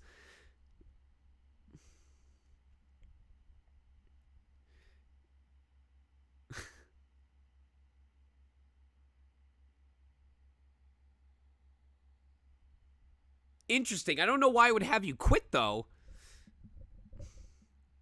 Great. Thank you for the follow, Sybilba. Sybilba. Sybilbly. Soliloquy.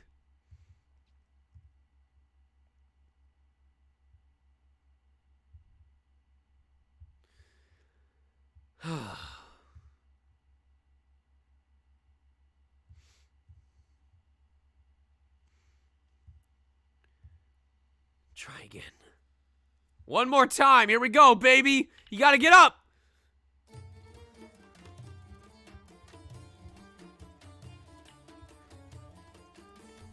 The towering deer charged towards Adder like a runaway fur, horns lined and ready to slam into him with the full force of a Macadar stampede.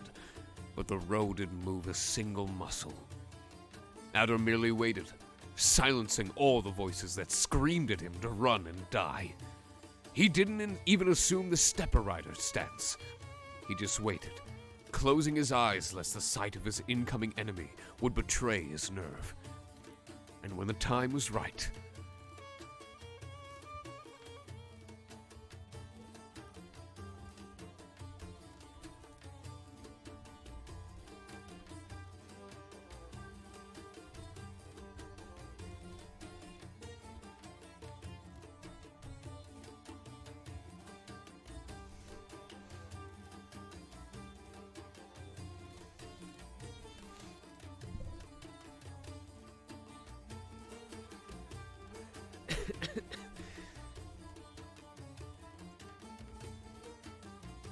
I'm gonna get a drink while I wait on this.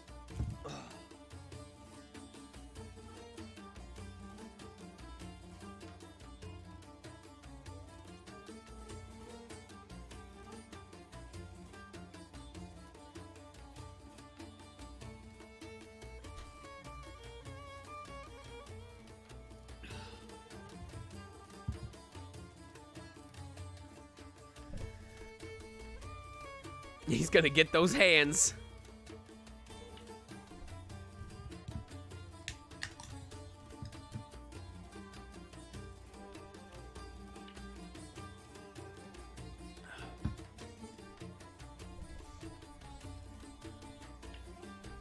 Adder opened his arms wide, mentally prepared and ready for the incoming attack.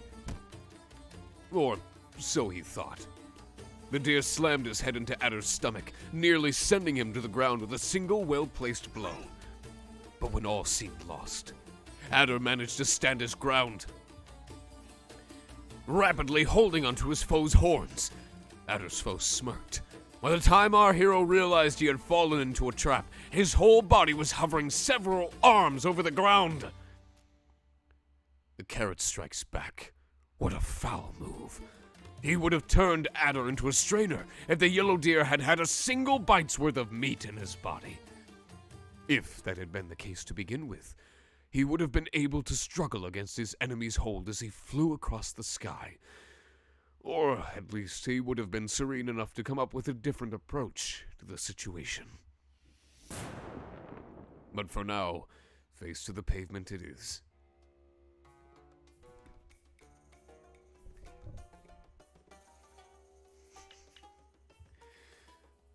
Oh, man.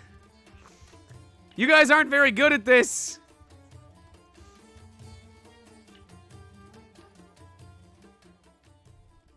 He realized that there was no such thing as a right time when one has absolutely no idea what to do next.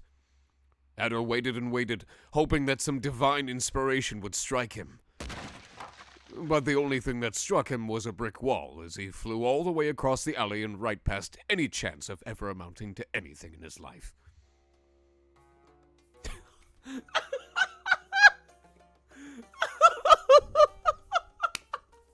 They're all wrong. They're all wrong.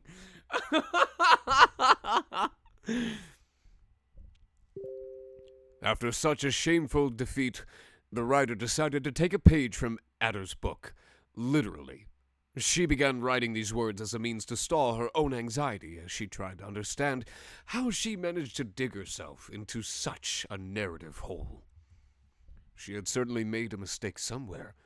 It was obvious to her prodigious mind that a boy so preoccupied with doing whatever was good and true and right would hardly be willing to do whatever it took to stand victorious and carve a space for himself in the annals of history. Our wonderful narrator started to realize that perhaps she had misunderstood something about Adder, for she could picture no scenario where a well-meaning and upstanding street fighter could ever get past his first night in Slander District.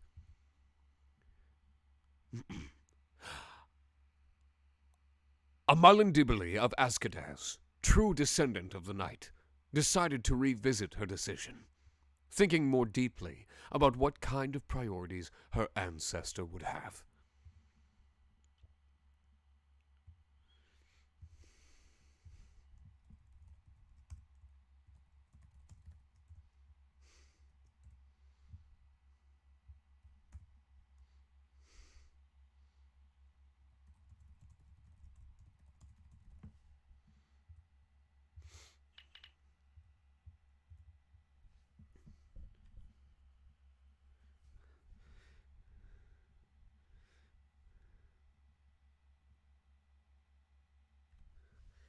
Be very careful about which you vote for. Consider the title of what you're voting for.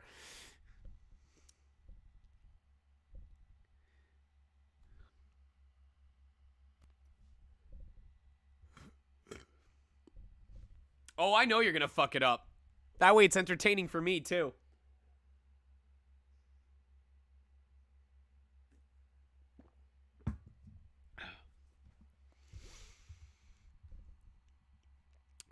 Also, Travis, make sure you hop in the Discord. After we finish Chapter 1, I'm gonna finish off the stream with an interview with you, and then we'll call it a night. Just go in there, make sure you post your introduction. Not for honor, which means we are going for victory. Ah, so thou art a brawler, dearest friend. I have indeed taughteth you well. There is no honor in death. If thine horns will not aid you in battle, use those hands the gods gave you. Pummel them to the ground. Thou shalt win this fight and prevail until the next. But hoy, Bard! Yelped Adder. Mine hands are so bogglingly big! Yuff smirked.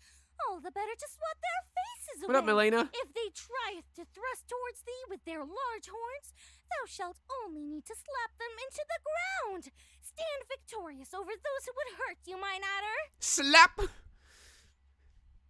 And then they smooched again, but quietly. Adder found himself alone at last, his dearest friend lost to the blurry tides of people surrounding the ring. Veins were starting to pop in his eye, making it even harder to see anything except the stag waiting in front of him. The deer with sharp horns smirked in his drunken haze, clearly looking down on Adder. It wasn't the first time pitied him and lived to regret it, as the drunkard would soon learn. The ringmaster looked left and right, making sure that both fighters knew what they were about to get into. He lifted his hand carefully as he stepped back and then... Go! Again! He screamed with a hand chop.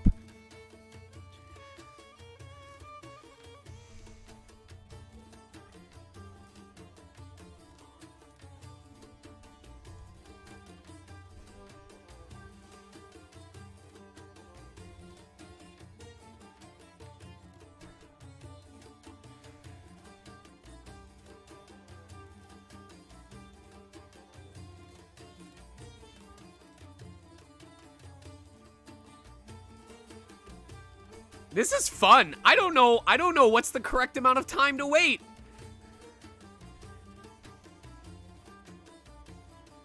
I honestly don't know what to expect.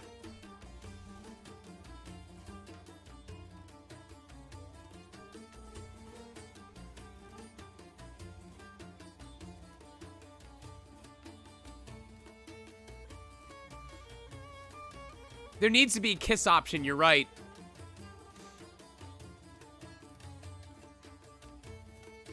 Oh man, we need more votes.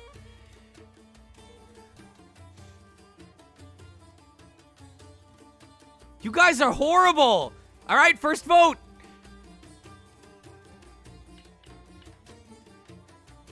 This was no time to hesitate. Both Thoreau and his opponent rushed towards each other headfirst, heeding the scream of an ancient instinct that boiled in their bloods. Every voice in the alley fell silent once the deer slammed into each other, horns singing a threatening melody as they rattled fiercely in a never-ending battle for dominance. The tension could be cut with a knife as their foreheads pushed against each other. Wait. I already did this one. I already did this one.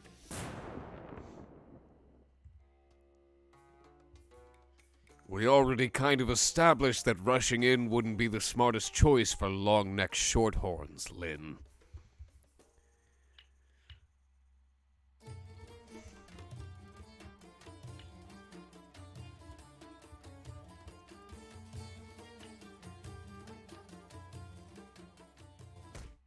Thwack!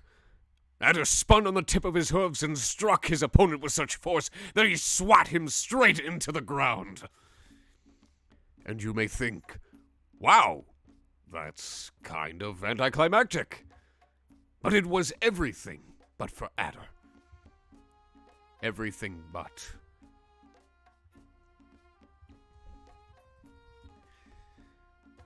Both the public and the ringmaster tilted their heads as they stared at the man lying on his snout, a bit unsure about the nature of the event they had just witnessed. But what they saw was nothing but the truth. Taking Gyoff's advice to heart, Adder had obtained a beautiful, simple victory. Down! Screamed the ringmaster. Adder won the fight and lived to see another day. Wait, so he wins? Of course he wins. He's the knight, you doof. Right. Never mind then. Well done, Lynn. I'm pretty great, yes. Now, what's this torn page you're trying to hide behind your back? Wait, don't! So, anyway... Whoa! I can't believe it! Still alive and kicking! Come on, show me the money, Bard! I want to bite every single coin! I completely forgot to place the bet. Gyoff covered his face with his hands, making some sort of unintelligible noise that can only be described as the very sound of anguish. Hey, Big Ed, I want to learn some tips too. I'll buy you dinner. Hey now, sir! You really think you're gonna steal my manager away, so... Gyoff shut Adder's snout with one hand. My dear boy, you sure gave it all today, so why don't you go and enjoy what's left of the fair? I have a gig in the tavern later. Money, yes. Don't expect me tonight. With that, Yoff hurriedly shooed away, a very confused Adder away. Our protagonist wandered back towards the increasingly empty and silent plaza, unsure of where he was headed next. His victory had been but a brief rush against the mediocrity, and now that he was alone, his mind seeked the comfort of a familiar place, a seething pit in his chest. No, he had no business there. Adder had spent enough nights hungry and alone to learn to eat his emotions for dinner. But still, his stomach protested, demanding to know when their next real meal would arrive. He could only walk a little farther to chase those thoughts away. No matter how resilient he was, he would eventually get tired and stagger his way back home, fall asleep in his little corner, dream a sleepless dream, and wake up to a drunk Yoff crashing in. He'd head off to work, and Einar would get him some food. That's right. He held no doubt in his heart that his boss would come back. What had he made such a fuss for? Einar had never missed a single day of work in the whole year he'd been working for her. And anyway, she was way stronger than him. What could he do? He had no reason to say grand words or worry like he did. He never had. The sparse groups of citizens and visitors all around him still celebrated this blessed day. Dances and melodies and pastries, a drifter from down yonder the steps, would never be allowed to take part in. This was just another empty day in the life of Hayseed, son of Gerfaz. An abrupt lapse of lucidity made Adder turn his head away from his hooves at last. His ears perked up, and his fur stood on end as he tried to make sense of the careless trip he'd just taken. The music was deafening all around him, the crowd untraversable. He didn't know how far he'd walked or how he'd managed to make some space for himself, but it was obvious now that he had stumbled onto some sort of performance. A stage where the whole city would be looking. What a dream. But a remote voice in the back of his thoughts told him that he didn't have time to find out what kind of show could attract such a crowd. That was not where he was supposed to be.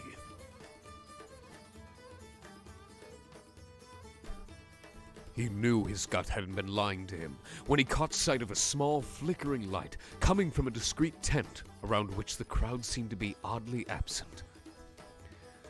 His eye wouldn't budge away from that curious flame shining in the dark.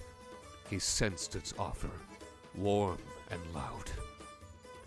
Adder didn't even consider for 1 second that he may have been too hungry to think straight. He ignored all the warnings common sense would have taught him and marched straight into the tent. Dusk was still a ways off, but it may as well have been midnight inside. Adder clomb the darkness desperately, startled by the sudden change in illumination. Sweet, frightful clarity once more. What in the name of the Hetzer was I thinking? He pondered in breathless silence as his mind started conjuring bandits, assassins, and monsters, ready to tear his cape into pieces and fashion toothpicks out of his horns for having been so reckless. But he didn't get to fret long, as his fears were interrupted by the birth of a flame in the corner of his sight. Its flare grew with unmeasured force, blinding him for a moment. He struggled to regain his vision, fearing those foes that only lived in his mind. Foes he wouldn't face today, either. Bathing in the light of an orb that was filled with fire, shaded in ways that made no sense whatsoever, awaited a feminine silhouette. A very feminine silhouette. Took you long enough. Midriff! Of course it was her. Yeah, it's not a living. And all of a sudden, Adder wished he'd found a bandit instead. At least he would have known where to look then. He tried to fix his gaze on her eyes, shining above a thin pink veil that covered most of her face, but that was in vain. The sequins that hung from her neck reflected the light all over the room, dragging Adder's attention right back to them, and the scarf that covered the bare minimum. Great! I have 1,000 words to call the woman in front of him, and none of them are good. So let's just say that what she was wearing would be inappropriate now. Let alone then. What up, Gilded Wings Gaming? You have shown up just in time. Ah, I see you've left a game that features a lot of hot women to join me as I narrate a game that features at least one very hot woman.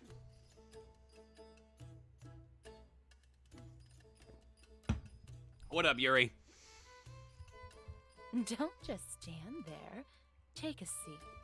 I don't know. I've been sitting on my tail all day, and I got places to go, and I don't usually share tents with ladies, and...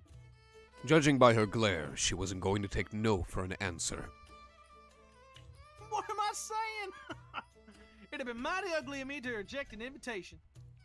Adder did as asked and sat down on one of the many pillows laying around. Yeah, that's a mood. Pretending to be crazy, escaping, begging the gods for mercy, breaking down and claiming that he wasn't in fact a horn eater, that this was just a mistake and he shouldn't be there. Shows interest in...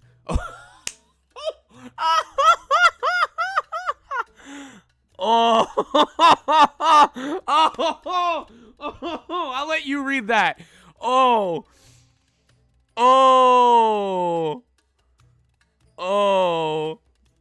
Okay. All right.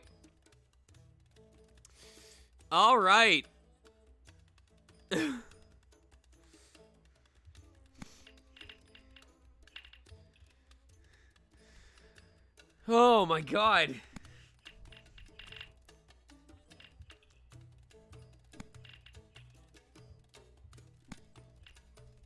Adder's mind was bustling with ways of getting out of that situation. So, of course, whenever his mind was busy, his mouth was free to speak as it pleased. Hi.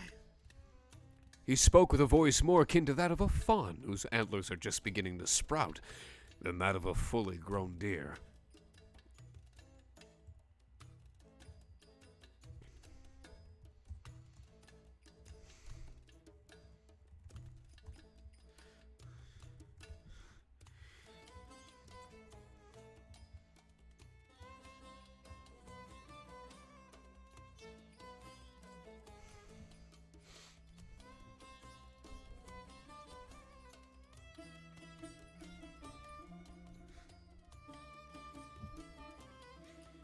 While we're waiting... Onyx Summon, would you like a copy of the Hayseed Knight?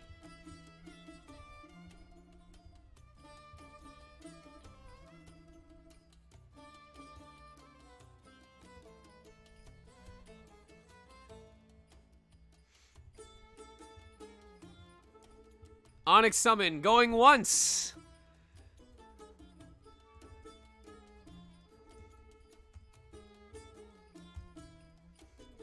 Onyx Summon, going twice. Oh no. Oh no. Don't do this to me. Don't do this to me, Nightbot. Boomsday, would you like a copy of the Hayseed Knight? On Steam.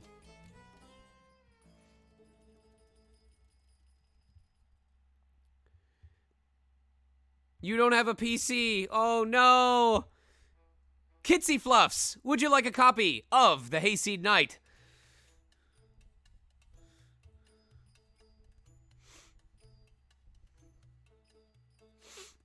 All right, DM me.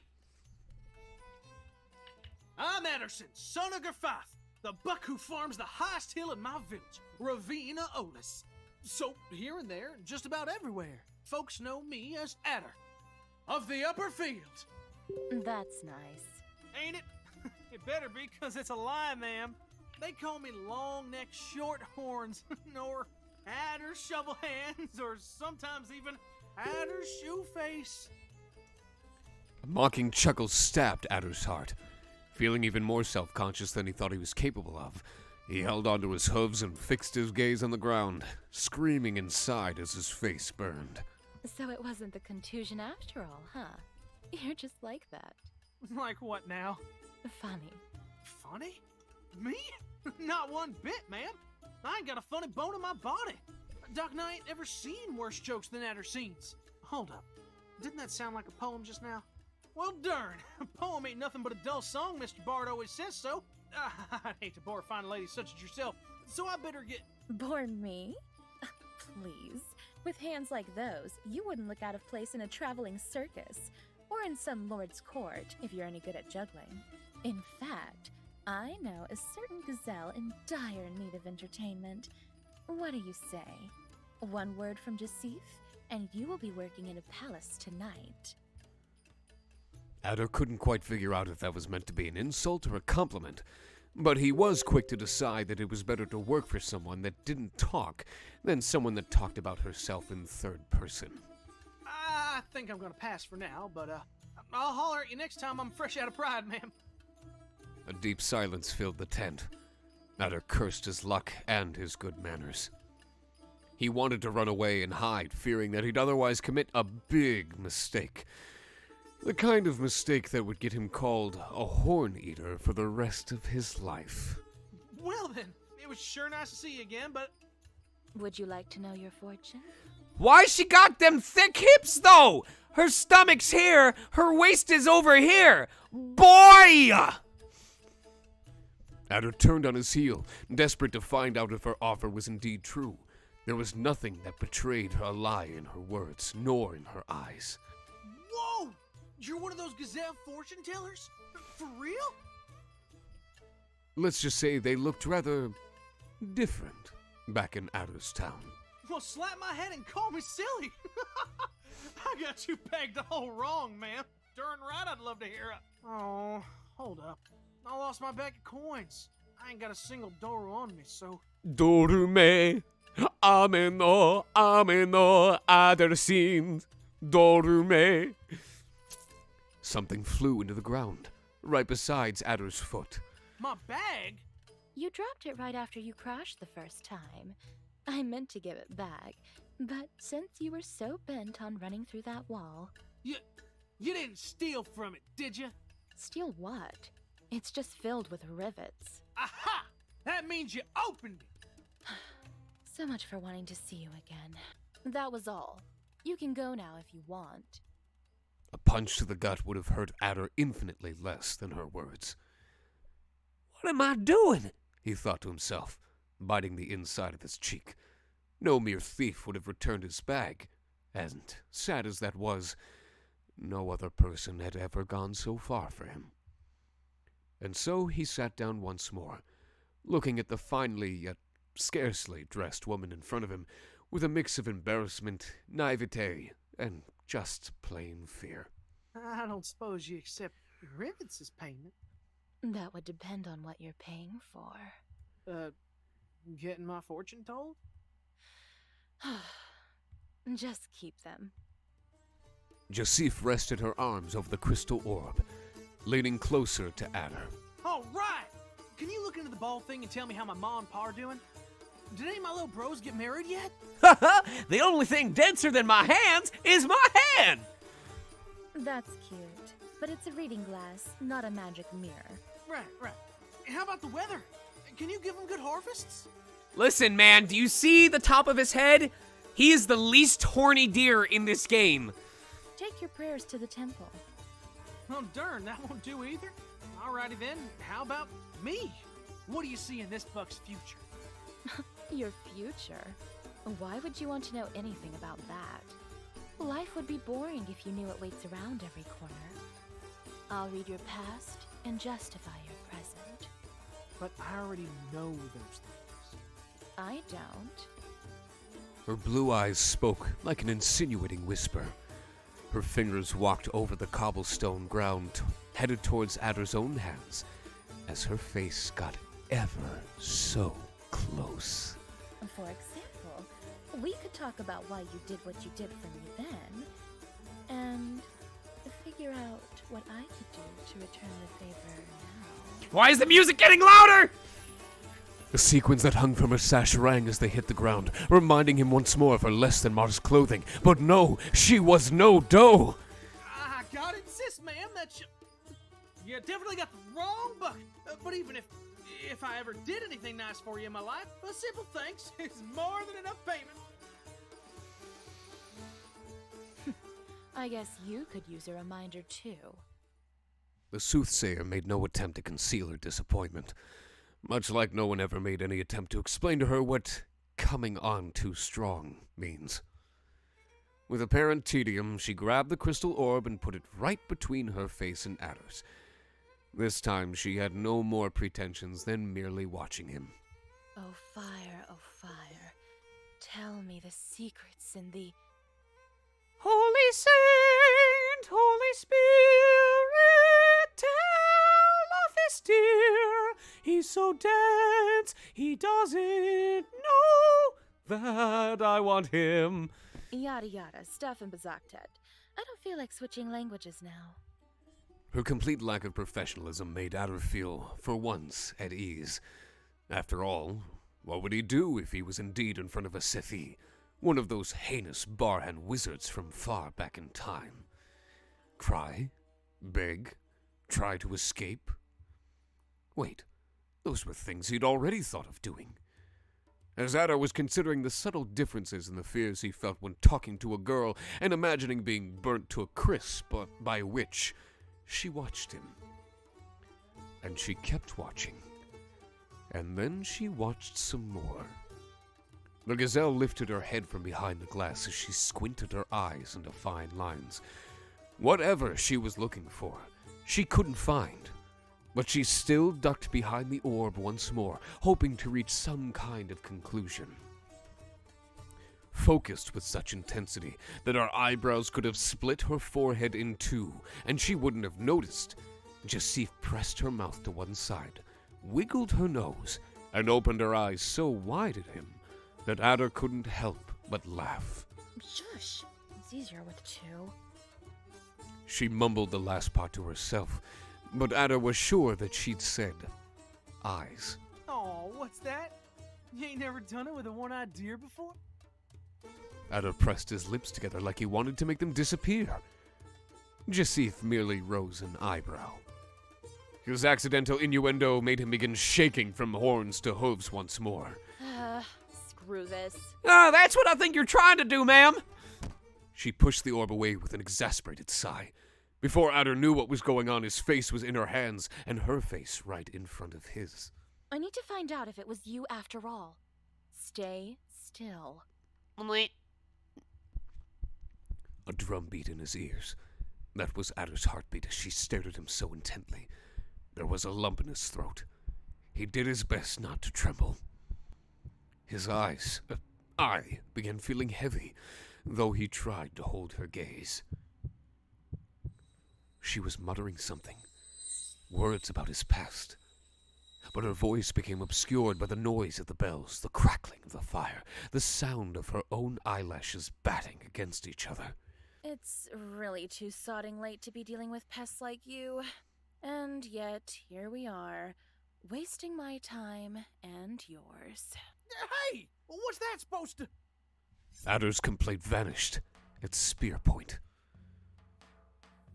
2 guards had replaced the gazelle, one old and complacent, and one young, eager, and inches away from stabbing his nose. Just who do you think you are?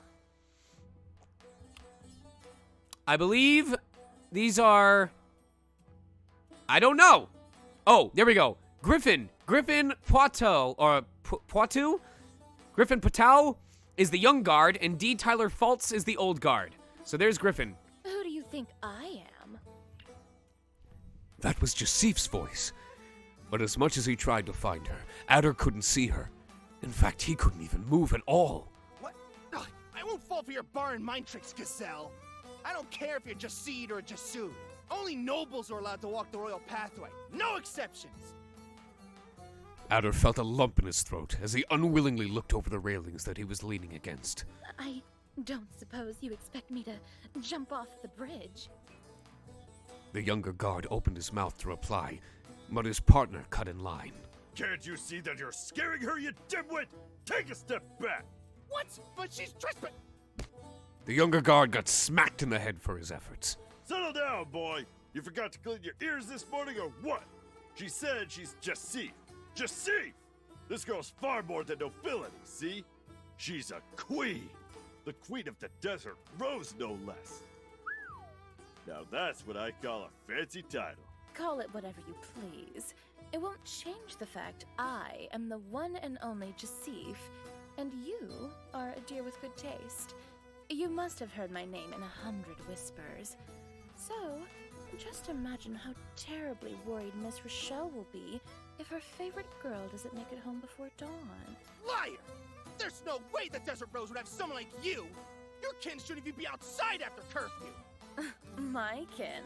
You mean gazelles who could buy your whole street? So much for the open-minded youth. Forgive this fool, your majesty. He's so uptight I think he sat on his spear. I'm sure you know his kin. A fawn like him wouldn't know royalty if it spat in his face. Why does the younger guard's face remind me of Chris Pratt?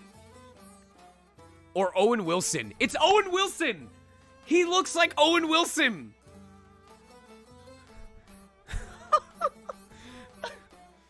He's got a point, though.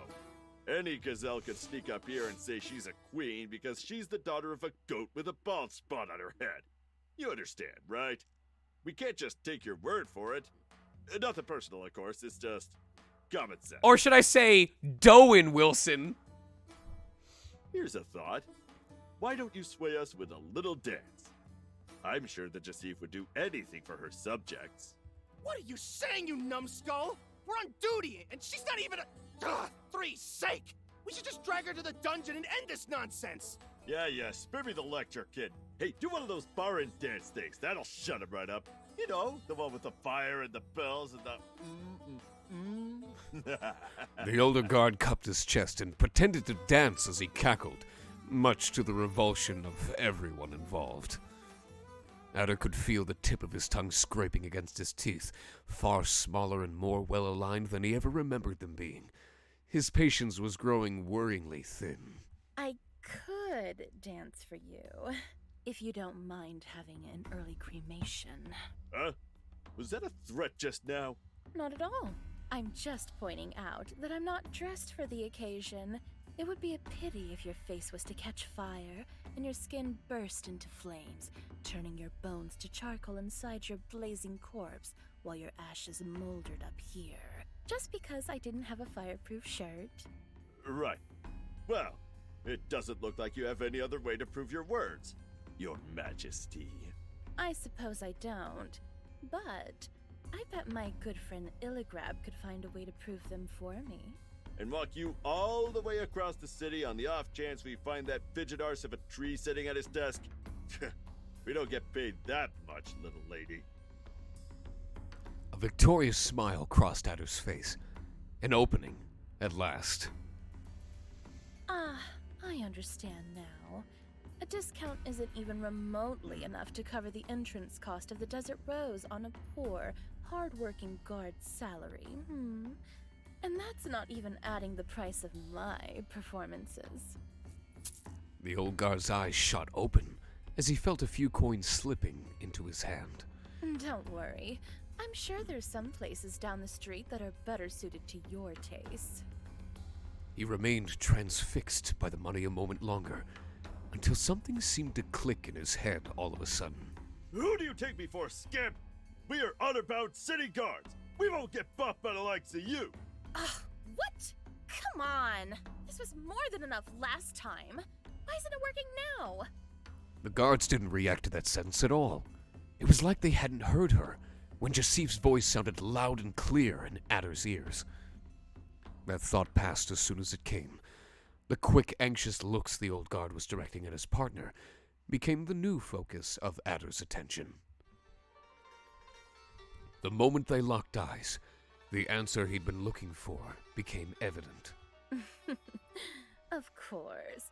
I should have noticed sooner. He's a new recruit, isn't he? Look at him.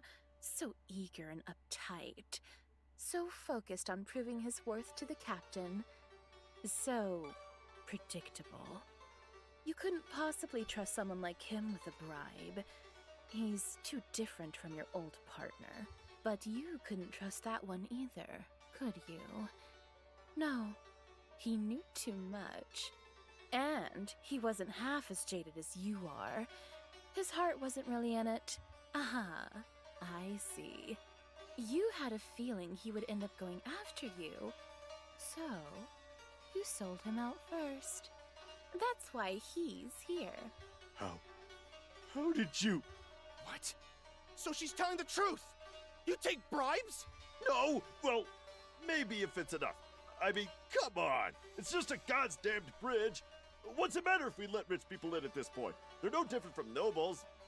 But I swear, I'd never gotten money from this. No, I'd never even seen this. Gazelle? The guard's face contorted into a deeply wrinkled scowl. He looked beyond confused, lost. The song was reaching its final notes. Aw, looks like your friend has a bad case of guilty conscience. That's okay. I'm no one to judge. Just let me go this time. I promise I'll be a good girl and head straight home. You won't even know I've been here. Adder started to walk, a little spring in his step, as something he barely recognized as his tail wagged behind him. He felt above the moon, completely drunk from this power trip. But he was far from safe still. Fuck. A strong hand clasped Adder's waist tightly. This told him all he needed to know. That this body wasn't his body. And this mind wasn't his mind. But who else could it have been? You are the Jesse, aren't you? You really could buy this whole street if you wanted. It was you! It was you all along! What did you do to me? I only gave you money. You gave me cursed money! No! You cast a spell on me! What in the world are you rambling about now? You sound like a madman! Yeah, that's right. I have gone mad. It's not my fault. I'm not really a crook. She's a Sephi. She must have charmed me to do all those bad things. We're on to you, witch! Confess! Every last fiber of her body was screaming at her to run. Jasif knew each and every corner of the royal pathway. She could have just hidden somewhere or outran two guards wearing heavy armor. That was the correct option. It was obvious to her. But that was not the choice she made. She pulled close to him and moved a smirk towards his ear instead. I wouldn't waste any magic on you. There wasn't any trace of fear in Jasif's mind as the guard grabbed her collar and pushed her against the railing. Not a speckle of resignation. It wasn't bravery, either. There was nothing but anticipation. Adder didn't know the name of the eerie warmth that was creeping onto her chest as she watched the tip of his spear turn towards him in slow motion. He had never felt anything quite so peaceful and thrilling before. But to her, this lost battle seemed to be worth as much as a victory. After all, she had been playing with fire her whole life. Getting burnt was an eventuality she had been ready to accept for years. She was tired of making choices. Fractions of a second before the end of her life could be sentenced, a scream shook the night. Get your mitts off her, you creep! Everyone turned around to look at the idiot yelling all the way down on the ground. Think you can just bother her last because she looks good enough for second helpings and then dessert? Well, you can't, all right? That's radish stew, and you'd make your mom cry if they knew. Let her go! Adder had most certainly gone crazy. What the? Oh, get lost, Sanford! This is official city business! It's got nothing to do with you! City business, my ass! You're holding a gal up against the wall! I ain't got nothing to do with it, but it's still got everything to do with me! If it's so official, I'm gonna scream till the whole city wakes up and sees this! do a backflip! No, you're not! Do something, rookie! Get rid of that drunkard! What, you want me to throw my spear at some poor horn-eater now? Who are you calling a horn eater? Just hold up there. He is so angry. Adder, the pudgy version of Adder that is, wasn't concerned with matters such as his complete lack of grace, agility, or strength. Moved by his sense of justice, he began climbing the column that led to the royal pathway. Of course, he never made it. Hey! Are you still alive? Horn-eater! Aw, poor kid. We can't just leave him to die all on his own. Guess he'll be jumping off the bridge yet, witch. Puzzling as the scene was, Jasif realized that she didn't have another second to lose. With the guard's hand still firmly wrapped around her collar and pushing her back, Jasif threw all her weight on one leg, using her tail as leverage to complete a practice spin that ended with her knee sinking deep between the deer's legs. He immediately dropped to the ground, but it wasn't quite enough to knock him out. You little... That's enough. Let's go. But she kicked me! And she's a witch! She's... I have no clue what this gazelle is or what she's not, but I can tell just fine what you are. I'm not leaving you another second with her. Get that old ass back to the barracks or I'm telling Illigrab what you just did! You may be straight, but I'm gay enough to know a witch when I see one! It was the older guard's turn to go pale. He lowered his helmet and began limping in the other direction. The younger guard, however, stood in front of her a moment longer. You, go home and don't let me catch you up here again. Jasif only allowed herself to breathe easy again once both guards had disappeared from sight. Pride filled her lungs faster than air. Good riddance.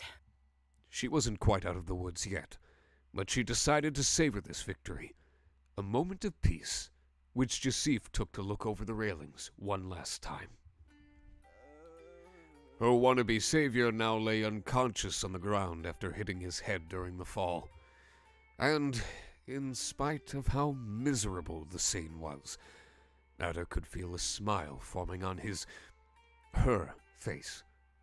He finally understood that, crazy or not, he was seeing what she was seeing, the way she saw it. Did I scare him good? Huh? You're awake? How in the name of oblivion can you be conscious after a fall like that? You must be at least 5 stories high. Are we even trying to... No. That doesn't matter now. Are you hurt? Should I call a doctor? Are you all right, ma'am? No, you're breathtaking. No, I'm not hurt. So, yes, that was nothing. I'm fine, thank you. And that's all this book needs to feel fit as a fiddle. What?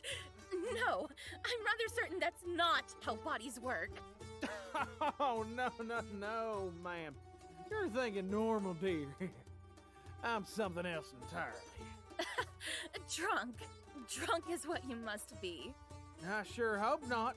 It'd be a real shame if some barrel fever ruined the memory of your pretty face. It wouldn't make much of a difference either way. What was that, ma'am? Oh no. Cad! You are a cad! Does this look like a good time to be flirting to you? A distant yell bounced through the columns, nearly sending Jasif's heart straight out of her chest. Don't know about flirting, but it sure looks like a good time to get walking. Then get up and walk! I can't just leave you to your fate now! No, you ain't. You ain't leaving no one, ma'am. Slum dwellers like me come a door a dozen. I'll just play dead for a while and see if I can spend the night in the morgue. I don't know if this was intentional, but wearing headphones, when Jasif speaks, the sound is closer to like the center of the headphones, like in the center of my ears. And when Adder speaks, I can hear it more towards the front. It actually sounds like he's speaking from in front of me, whereas when Jasif talks, it's like in my brain. This is fucking cool. More patrols were surely drawing closer by the minute, demanding she made a choice pronto. This doesn't end here, understood? I will make it up to you somehow, so don't you dare die until then. promise you won't forget it. I know that's a thing that people do, because in ReZero Season 2, if you watch the episode where the Witch of Envy is talking in Subaru's mind, if you wear headphones, the audio sifts around. It's all over the headphones. You'll hear it on the left, on the right, behind, in front. People can fuck around like that. I've seen programs where you can, it shows you like a circle, and it tells you in the very center of the circle is the center of your head, and it asks you where you want the audio balance to be placed. Whoa, wait, hold up. Who am I supposed to look for? I didn't even catch your... Neither Adder understood why she chose to run then, but she ran. She ran before that pitiful buck lying on the ground could finish voicing his request, pretending she hadn't heard him. But the answer she didn't give to the question he couldn't ask lingered a little longer in the space between old hopes and illusions. A sight, that Adder found too engrossing to realize he was being left behind. Now, the gazelle was far out of his reach, and with every step, he felt her slipping away from his grasp a little further. He tried to keep up, but his legs wouldn't respond if it wasn't to her command. He tried to breathe, but he wasn't the master of his own lungs. His sight went dark, and his ears turned deaf, a violent torrent of foreign thoughts clobbering his brain as his mind dissolved back into the nether. And as suddenly as he'd left, he found himself, one-eyed, famished, and back in the tent. Indeed, this had to be him. The same gazelle was still breathing over his snout, blue eyes fixed on him with the intensity of a burning sun. But who cares about having a half-naked beauty all over their body? Not Adder anymore, no!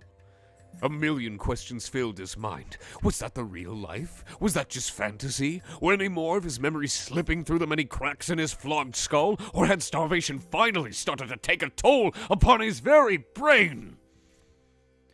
As was usually the case, however, his lips refused to wait for an unfinished script, or a finished script.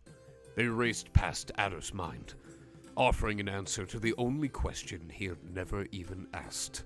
Sam? This word, so short and unassuming, seemed to awaken something in a girl that Adder was almost too dazed to recognize. He couldn't tell yet why her ears perked up, or why his gaze was immediately drawn to her horns and the beautiful mass of red locks she was desperately pulling behind them. Disconcert washed away all conceit from her expression. It took away all the mesmerizing superiority from her eyes. Yes, she looked honestly and utterly tiny for a moment. Scared. Where did you hear that? Where did I... Oh! Ma'am, you're okay! You're gonna think I'm crazy, but I heard you say it just now. But not now. It was a long time ago. I was under Hirup's statue. I mean, you were, but I was you and not me because I was trying to save you, but I fell on my face and those guards laughed at me and, just how the hell did I forget any of this? Why can't I remember? You're a gaze reader. Anger hit her like a wave as the shock disappeared. Why didn't you say so? Get away from me! Oh no! I didn't want to be part of the gaze! That was my biggest fear! The fire in the orb began flickering erratically, casting disturbing shadows all over the tent. Whoa, what's going on? What in the name of Atza did I do now? Was I supposed to say something? Thank you. That the magic word? Do you seriously expect me to believe that you... Hold on. Sip? It was Sip, wasn't it? Oh crap, I just went and cussed a lady out in Gazelle speak, didn't I? She looked at him with skepticism, her eyes squinted with barely concealed anger. She was clearly sizing him up. No. You really don't have a clue of what you just did, do you? Ma'am, if I ever got a clue in my life, it wasn't today. I'm just glad you're alright and that guard is in the dungeon or dead or something. Her expression relaxed just a little as she considered Adder's words. Our poor boy had more than enough trying to get some air into his lungs. Then you're telling me that you're a natural gaze reader?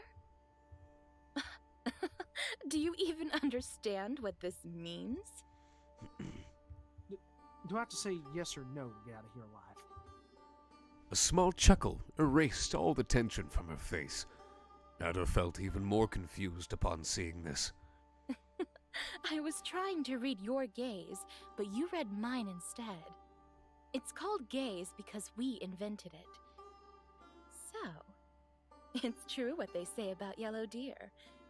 You must have Barhan blood.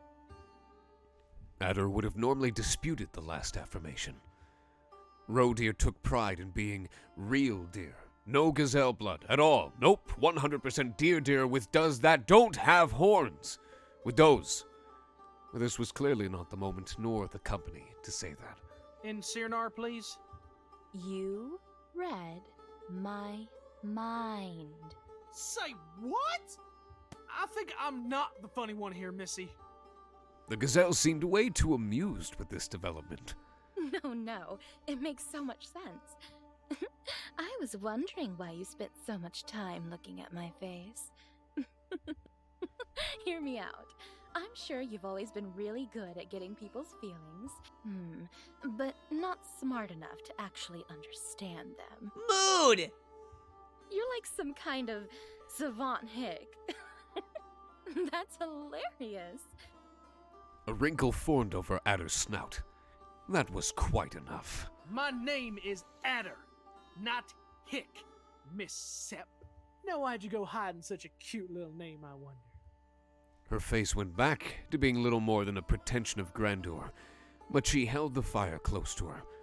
She didn't look at all that different from a child hugging her blanket, soothed by the rhythm of the bells she wore.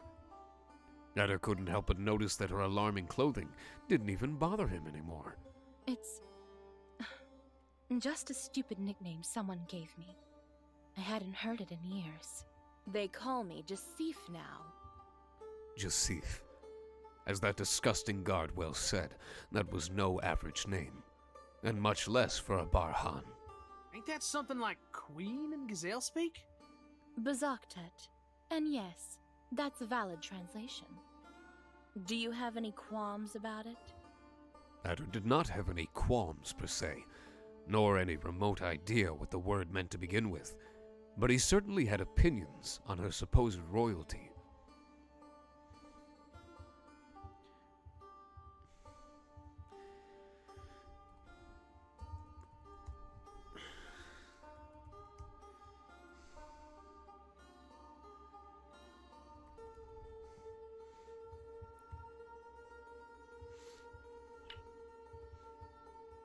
It is choice time!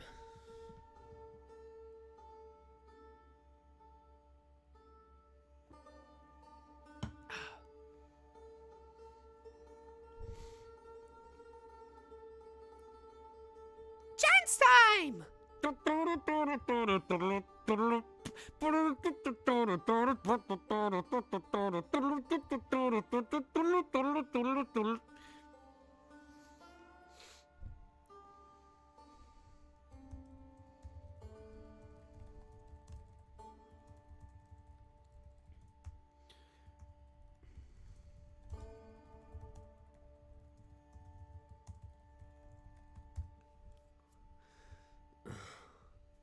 Elder's screaming intensifies.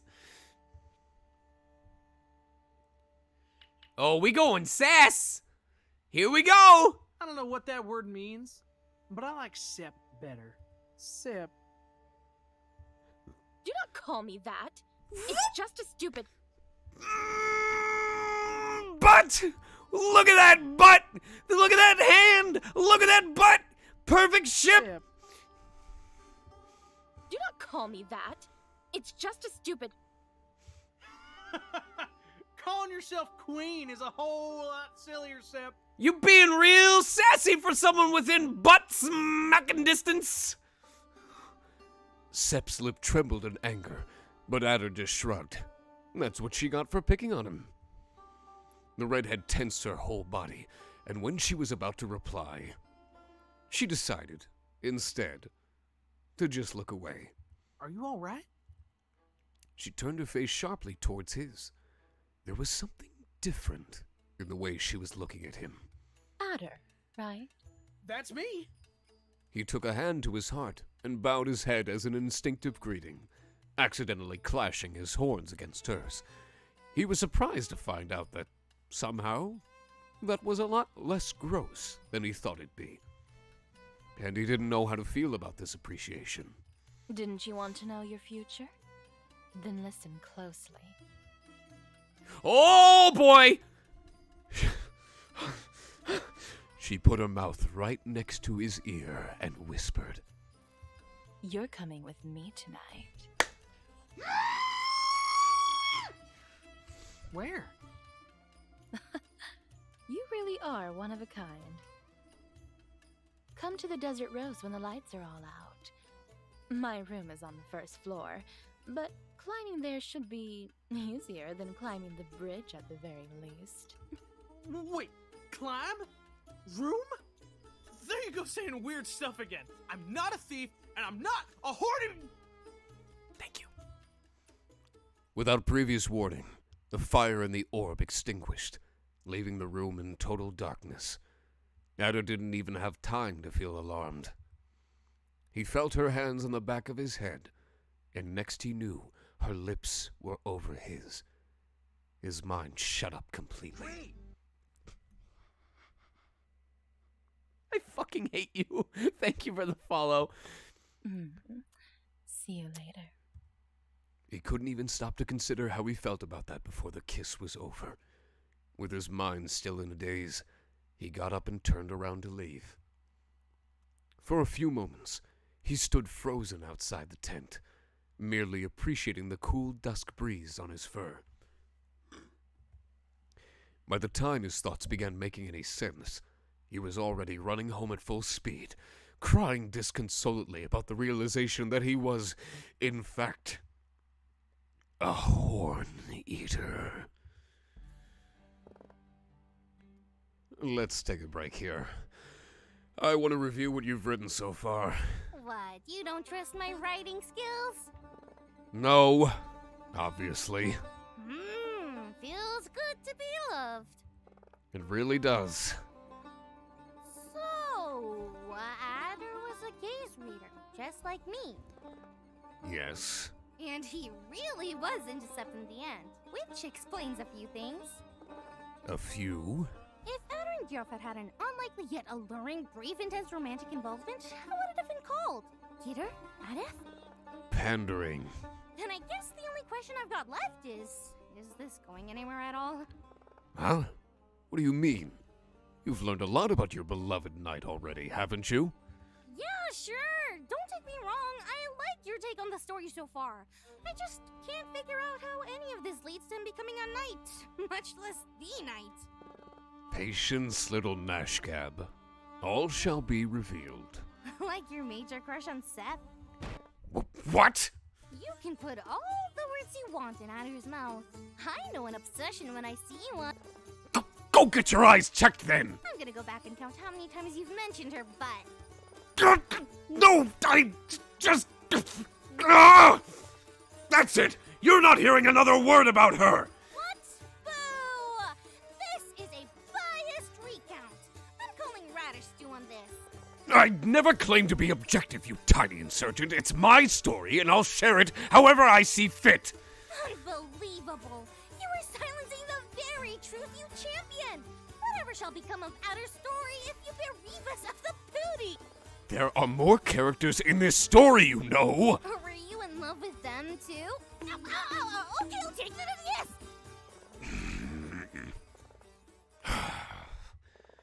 You know, looking back on it, there is someone I should have loved more. Honestly, she was a bit rough around the edges.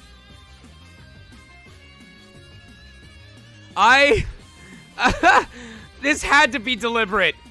I guarantee you this character design was intentional for that reason.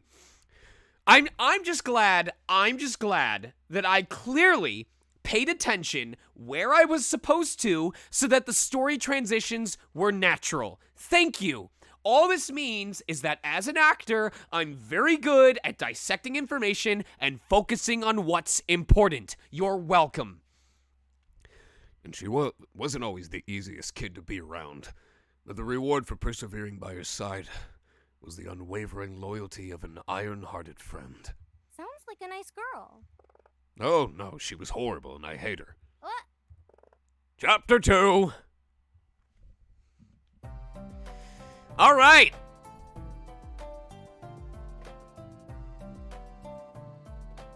Hey! If it ain't my lil boss! Whew. I think that's a good stopping point. Let me see if I can, What? Yes. Whew. Oh my god. That was... I think that's an incredible point. It's gonna go forward down the music. If it ain't my lil boss! Let me see if there's can I go to the main menu? Yes. Yes. All right, let's get Travis in here. Travis, if you got your role, can you hop into waiting room and the Discord?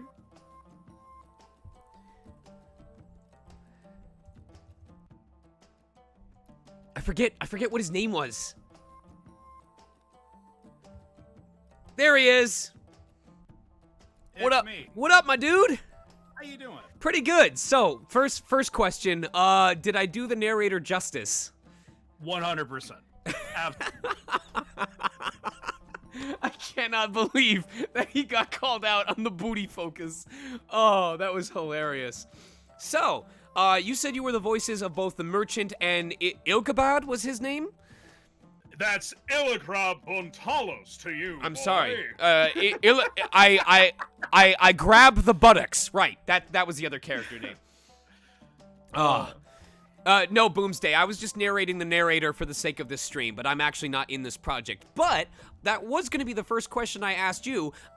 Introduce yourself, tell us a little bit about the characters that you voice, and let me know, how did you come across this opportunity? Okay. First off, I can already tell that my voice is doing that thing where I'm really nervous, so it automatically goes lower and try to like sound more attractive. You're totally, dude. This is all about praising the cast and letting you have your moment in the spotlight. We're all chill here. You don't need to prove yourself. Radical. Okay. First off, I say things like radical. Hi, I'm Travis Lindsay. I started doing amateur voice acting in 2016. I had been doing theater, church theater, and like community theater. Also, I have a webcam. If I can turn that on. I don't think there's an easy way to put the webcams in here because I would have to basically grab source video and somehow put it into the stream. So let's keep it audio to be chill. No problem. Anyway, okay. Did theater for a while, doing amateur voice acting, and basically just did a lot of fan dubs, and I still do fan dubs, and small projects and stuff, and. The way I got into the Hayseed night was essentially Maxi Molina. I jumped into a thread on Twitter that Maxi Molina was in, and I think it was another voice actor in the game, and I just sort of jumped in and started talking, and then I got a DM like, "Hey, give me your demo reel," or like, "Give me something," and then I did, and they're like, "Okay, cool. So you're in this game now. Here's the character you are." This wasn't even an audition. It was just straight up. Not really. I kind of just got grabbed off the street, and it was the best. It's the best thing that ever happened to me. That's hilarious. I mean, that for those of you listening in, that does happen in the industry. For example, Persona 5. I voiced Mishima Yuki. I never auditioned for Persona 5. They just said, "Hey, we trust you to voice Mishima Yuki." So this is a good case of having a demo that showcases your strengths, because if the director listening to your demo can already hear the potential to voice a character, if they can save the time of having you audition and just cast you, that makes their life easier. They'll do it. So first of all, congratulations and good job on your demo. Thanks, man. That demo is like, it's lost now to the ether. Same. I deleted it at one point. I was like, this is awful. I'm Same. gonna redo it, and then I never redid it. Yeah, I still don't know how I book new work, because I think my most recent demo was from like 2015 or something like that. Oh Lord. It's ancient. So.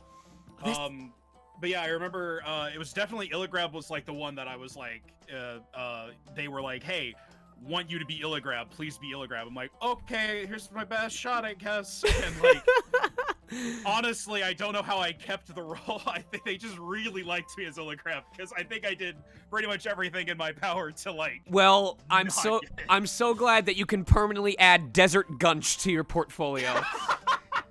Tree Dad is Tree Dad? Ah, Yeah. yes. Hello, Tree Dad. I have also voiced a Tree Dad. We are the Oh. Tree Daddies. Hell yeah, dude. Hell yeah. And I never honestly do not remember how I got the merchant after that. But I By do screaming, remember apparently. a lot of screaming, but definitely a lot of burning my vocal cords. Like Illigrab was I remember Illigrab was relatively easy because it's just I remember the one of the directions I was given was just like let's just kind of do like an All Might sort of thing. That's why like in the bazaar when he picks him up, right? He's like it's like he's talking to an audience that you don't see, and then he kind of comes down. He's like, I'll catch you later, or whatever. Was there any inspiration from Patrick Warburton? Because I feel like I heard a little bit in that voice. None that I would say like that was definitely Patrick Warburton. It was more like just the idea of All Might, and not even the performance of All Might, but just the idea of like big booming voice, and then but actually he's just like a regular guy. And it's just like that's it. That would Nice. be pretty much it. Everything else is just me. Also, while I'm getting the other question ready, Emmy, it turns out that on Sandra's profile, she has the gremlin face that I was telling you about. So let me save it real quick. So what other projects can people hear you in? I know that you mentioned it's mostly indie stuff right now, but what's some of the ones you're really excited about? I don't know if I really should like. If you can't talk about it, that's fine. No. It's not like an NDA thing. I just don't know if I should really like promote a fan dub. But any indie projects? Not really, unfortunately. Okay, that's fine. That's fine. It helps get practice, but I respect the secrecy. Yeah, I'm aware of how the fan dubs work. No, I get it. I get it. But I will say that the one fan dub that I am in is directed by Joe Goffney, the voice of Geoff. Oh yeah. And if you go on his Twitter or his YouTube, you'll find it. I'm not gonna say any more than that. Sure. Whatever. But if you happen to be in the neighborhood and want to go check that out, you would be able to find me. And I think I put in a really good performance in the thing that I'm not gonna talk about. Anyway, so next question. Yes, I have to think of the next question. Where are you? Where are you located right now? Are you in California? Whereabouts are you? Oh, no, I am in a town in Arkansas called Greenbrier. It's like 45 minutes away from Little Rock. How's the scenery there? Green. Really green. I haven't known that color since moving out to California, so green and cold. Green and cold. Oh, that's the Midwest. That's the Midwest for me. Oh yeah. I live in like the one of like two places in Arkansas that actually have people and like a city. So I'm sorry. I'm just like still whirlwinded by like what I experienced in the story so far. I'm trying to make sure I don't waste your time. Well, you did a fantastic job. The merchant instantly sold me. Like you committed to that character so much, and I was such a big fan of that. I wish you would ask me about that one, because that one. Here I am. I'm asking you about that one. Tell me. Okay. So you asked if like I had any inspiration for Illigrab, and not really. That was mostly just like me and Maxie. The merchant was the parrot from Aladdin. Pretty much. People were already making allusions to Jasmine when we were talking to Jasif and everything, so it's very fitting that you had a little bit of Iago in there. Oh, speaking of, Maxie actually is asking if they can join the. Wait, the dev? Yes. The oh dev shit! is asking if Yes, they can absolutely. Oh my god, Sandra, I was gonna reach out to you earlier and ask if you wanted to do an interview at the end, but you'd mentioned that you were gonna be asleep, so I didn't want to bug you. But yes, pop into the Discord right now. Someone, Linker. They're already in the Discord. Just literally post in introductions hi, it's me, and we'll give you the role. You can do your proper intro later. Maxie, under important stuff, there's a waiting room. If you hop in there, Or he'll grab you. yeah, jump in a waiting room. they were chatting in the stream chat the whole time. Oh, they were. How much of this were they here for? I don't know, but I know that they posted in the Discord at like 11:17 my time. It's currently 11:50 my time. Okay. I'm on Central. Waiting for her to post so that I can bring them in. She says she's in, but she's not in the waiting room. Just post something in introductions. I don't care. Anyway, so you said there was a little bit of Iago. At least I try. At least you try. All right, Adif, do you ship it? Me, Adif. No, I don't ship Adif. You don't ship? Who do you ship? I don't really ship anyone other than, like, I don't know. I just really like Geoff, but that's not, like, I don't really ship anyone, to be honest. It's really hard. If I had to ship anyone, it would be a polyamorous relationship between Aina, Sepp, and Adder, to be honest. That would be, that's I feel like the three ways is the way to go there. All right. You can't separate them. All right. You know what? Sharing is caring. I can appreciate that. Still waiting for her to say something. Does that link still work? Do I need to post a new link? No, it looks like it works. So we're just waiting. Right. Maxie, if you can hear me, up in the server under important stuff, there's a voice channel called Waiting Room. You just pop that and. Well, she has to have roles before she can see the rest of the channels, but she should be able to see. There they are. There they are. There they are. Hold on. All right. You should be able to just talk. I don't think you need to have push to talk on. There you go. What up? Oh, you are quiet. Hello, Max. Let me boost you up. There you go. Hello. So how long have you been with us tonight? What was the first piece you saw? I just literally woke up. Oh, you just woke up. You missed. I was gonna message you later and say you need to check out the VOD because you'll be happy. Go. Oh, I gotta boost you up somehow. Your mic is so quiet. Let me turn the music volume really low so that everyone can hear you. All right, try talking again. Okay, wait. Actually, let me. How? Oh, try again. Is this better? Oh, that's much better. That's much better. That's much better. For sure. Yeah. Do you have any echo from yourself? Do I have to? You can mute the stream if you want because we're on Discord, so that way I won't be talking over you. Yeah, I muted the stream. So you'll be happy to know, chat was super impatient and snapped Adder's neck at least 4 times before we made any meaningful progress. That's great. As intended then. Yeah. A lot of people were concerned I was going to get banned off Twitch with how hard Lynn was banned wording over certain ships. And I made the unwise choice of commenting on the commitment to Sepp's features before the game immediately called me out on my attention to Sepp's features. So I really think you'll want to check it out later because we totally highlighted everyone's performance. I performed as the narrator to help fill in the spaces. It was just a really good time for everyone involved, and I think a lot of people really enjoyed it. Thank you so much. So I just saw Travis here. I was like, Travis, come here, man. Yeah. So let's start from like the very bare bones. Like what brought this story to your mind? What kick-started all of this for you? Okay, real talk, I just wrote it in therapy, so like it's a story about me. It's all about me, but no one knows how, so you know, that's good writing. So you see yourself in Sepp, you see yourself in Adder, or? Yeah, all of them. Like all of them are parts of stuff that happened to me in my life, right? Just talked over. Like I can talk through my own issues through them. And then I can figure out ways for me to like how to face them, you know, how to keep going forward. And it really helped me a lot. And were both the writing and the drawings and animations done by you as well? Yep, everything. Oh my god. Well, let me tell you first off, and I speak just for myself, but I'm sure the chat would agree with me.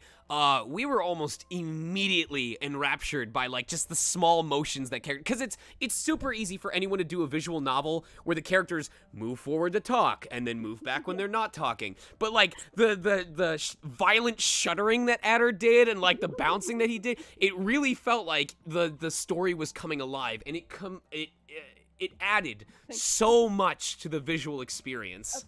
Okay. See, I wanted to do cartoons. I wanted to make cartoons, but I didn't have the money for cartoons. So I was like, okay, what can I make? A visual novel, yeah. But wait, I don't like visual novels. I'm going to make a visual novel that I like. I mean, that's really what leads to stuff like this, is going, well, I'm gonna do it the way I want to do it, and it ends up coming out just completely unique and special and one of a kind. So I'm going to blush here.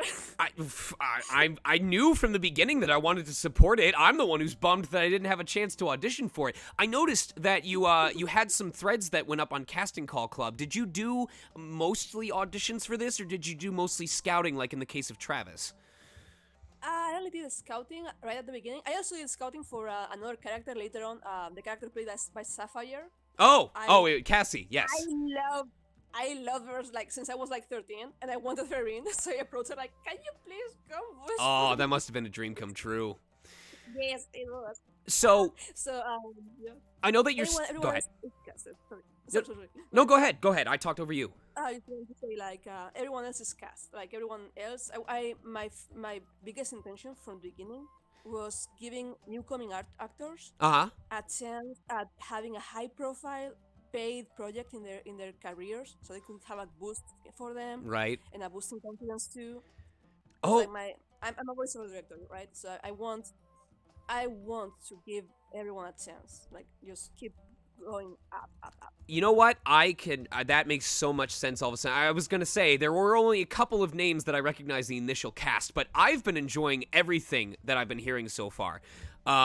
But I really like that you gave that opportunity. I remember when my mentor, Mac, did the same thing with Dust and Elysian Tale, using it as like an opportunity to help bring the next generation up and give them a chance to show their stuff. And there's pretty much everybody that is in that was in Dust and Elysian Tale has now done professional work in some capacity. No, go back. Yes. All right. Well, we've got a special. Go ahead. Oh wait! Oh my God, Stan! Yeah. We've got a special surprise chat. We've got a third unexpected special guest, the voice of our very own Shovel Hand Deer. It's Standpie, the voice of Adder. Oh, really? And I don't know what's going on in here. Well, my son, it appears that we're in some sort of Twitch stream. How are you doing, anyway? I don't think I've actually gotten a chance to talk to you, Stan. Only like on Twitter.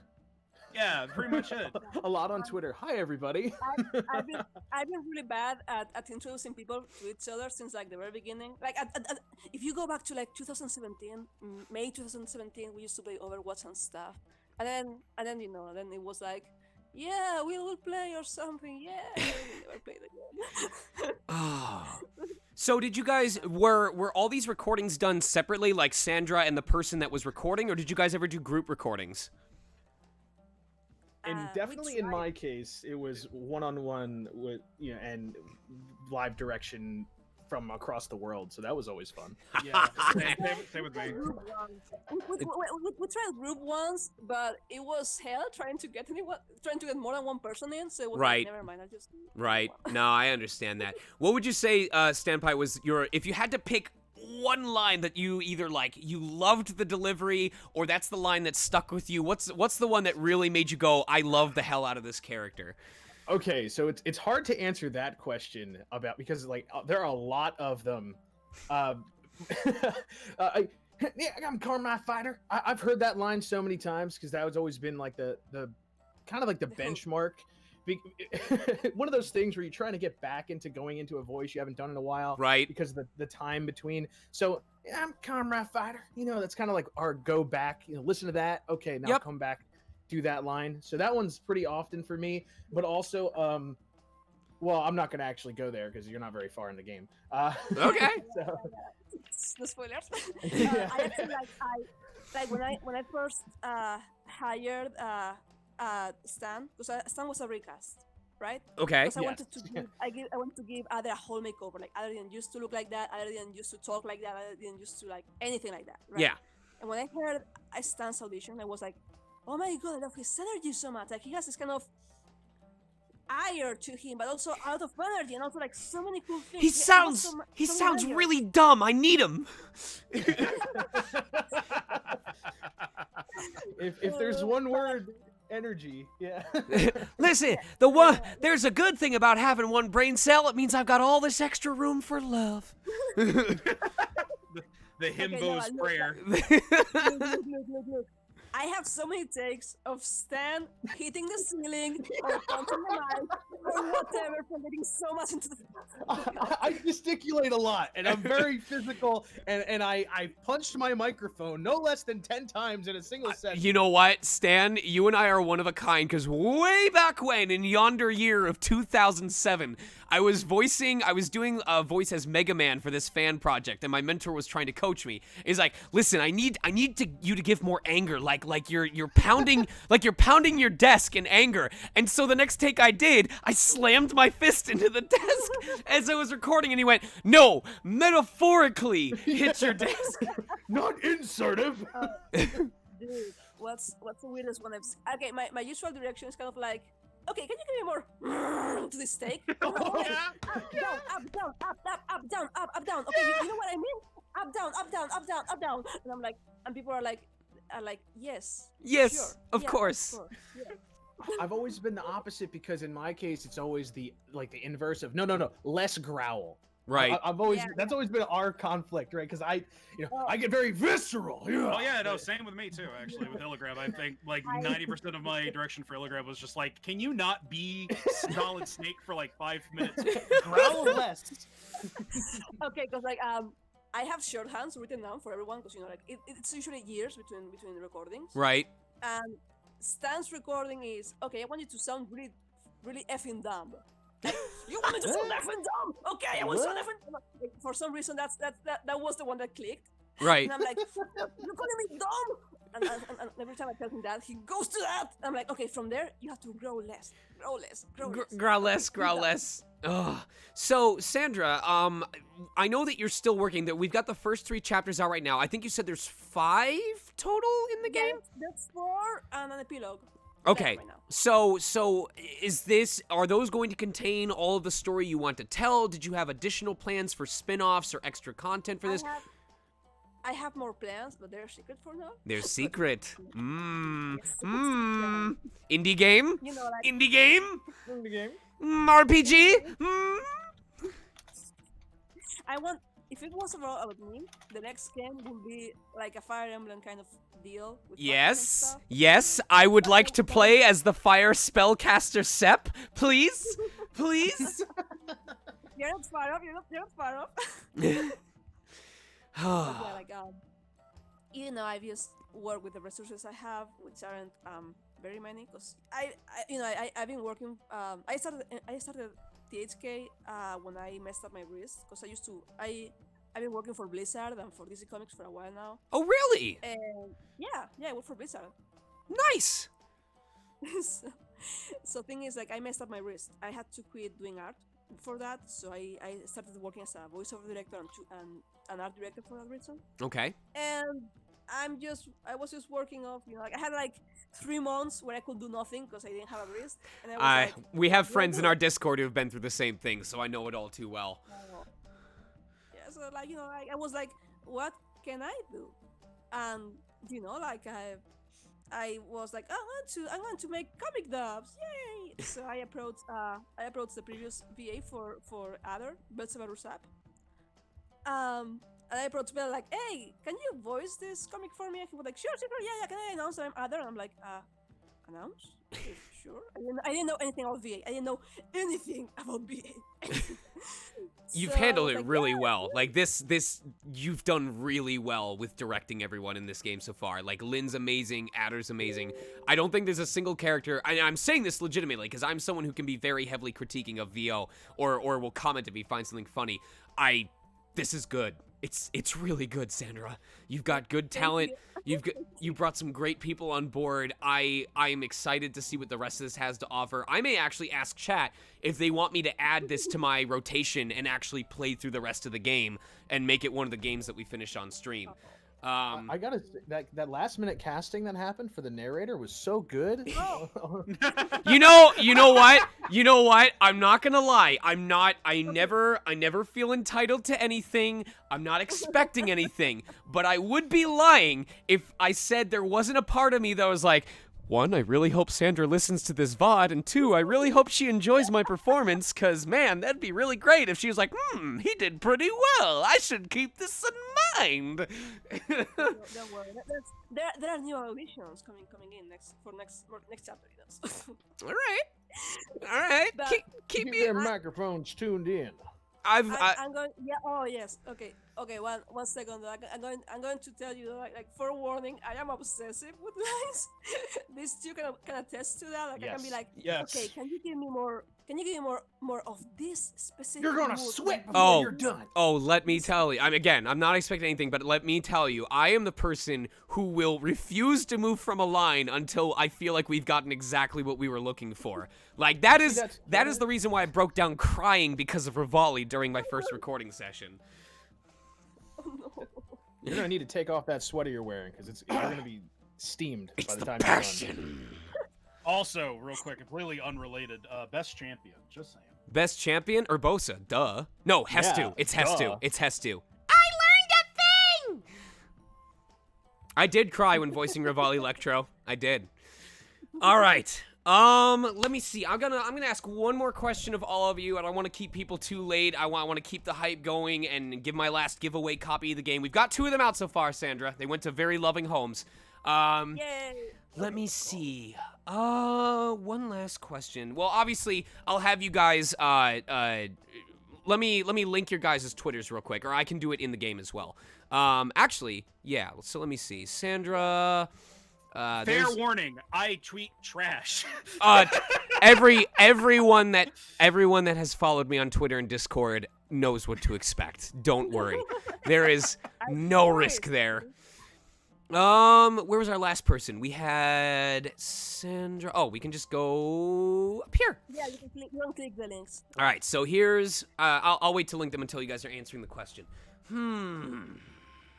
gonna be a serious question. The thought going into this, I appreciate. Wait. What do you think? Fun fact: Lynn wasn't in any previous version. Like Lynn is the most recent addition to THK. Oh, Yes, I mean, like, I know that there's that kind of potential, because I remember the voice actress for Mipha in Breath of the Wild was relatively new to the industry. I don't know if that was her very first project. No. Literally the character. Oh! Like, how recently was she added? Most recent patch. Oh, the release, that's it. Oh, so we got like, the recent edition. Some fresh content. She was easily one of the best performances, and I say that there's a very tight window between, like, you know, first and a half place, but she carried that side narration job very, very well. Oh yeah. Give kudos to Sheena, because I've been working with her since she was like 15. Yeah. And she's amazing. Yeah. No, someone in chat just said I couldn't imagine it without Lynn, and I fully agree. Like, everyone I've heard so far sounds like they belong. So yeah, I wrote that 2 weeks ago. So. All right. So if there is, All right. So this question will be a bit different for our 2 actors versus our dev. What is one for the actors? The question is, what is something that working on this project has taught you, either as a person or as an actor? And for Sandra, your question is, if there is one lesson that people gain as a result of playing this game, what do you hope for that to be? What's the thing you want them to walk away with? And you guys can answer in any order. All right, hey Stan, heads or tails? Yes. Heads or tails? I'm gonna go with heads. All right. I go first then. All right. So the question, repeat that for me. It was. Yeah, it's fine. I was gabbing on. It was. What did you learn in school? What's one Nothing. thing? What's one thing that working on this project either taught you as a person that you now know better about yourself, or taught you as an actor? Everyone is like anyone that you you can look up to. That you're like, oh wow, that art is amazing, or wow, that voice is amazing, or that what an insane. They're people. They're a person just like you. They go through struggles just like you. They're the same as you. They're just a person. Anyone can do this kind of stuff. Maxi put their soul into this for years and a lot of hard work. But if you decided that you wanted to put your hard work into it, you could do this too.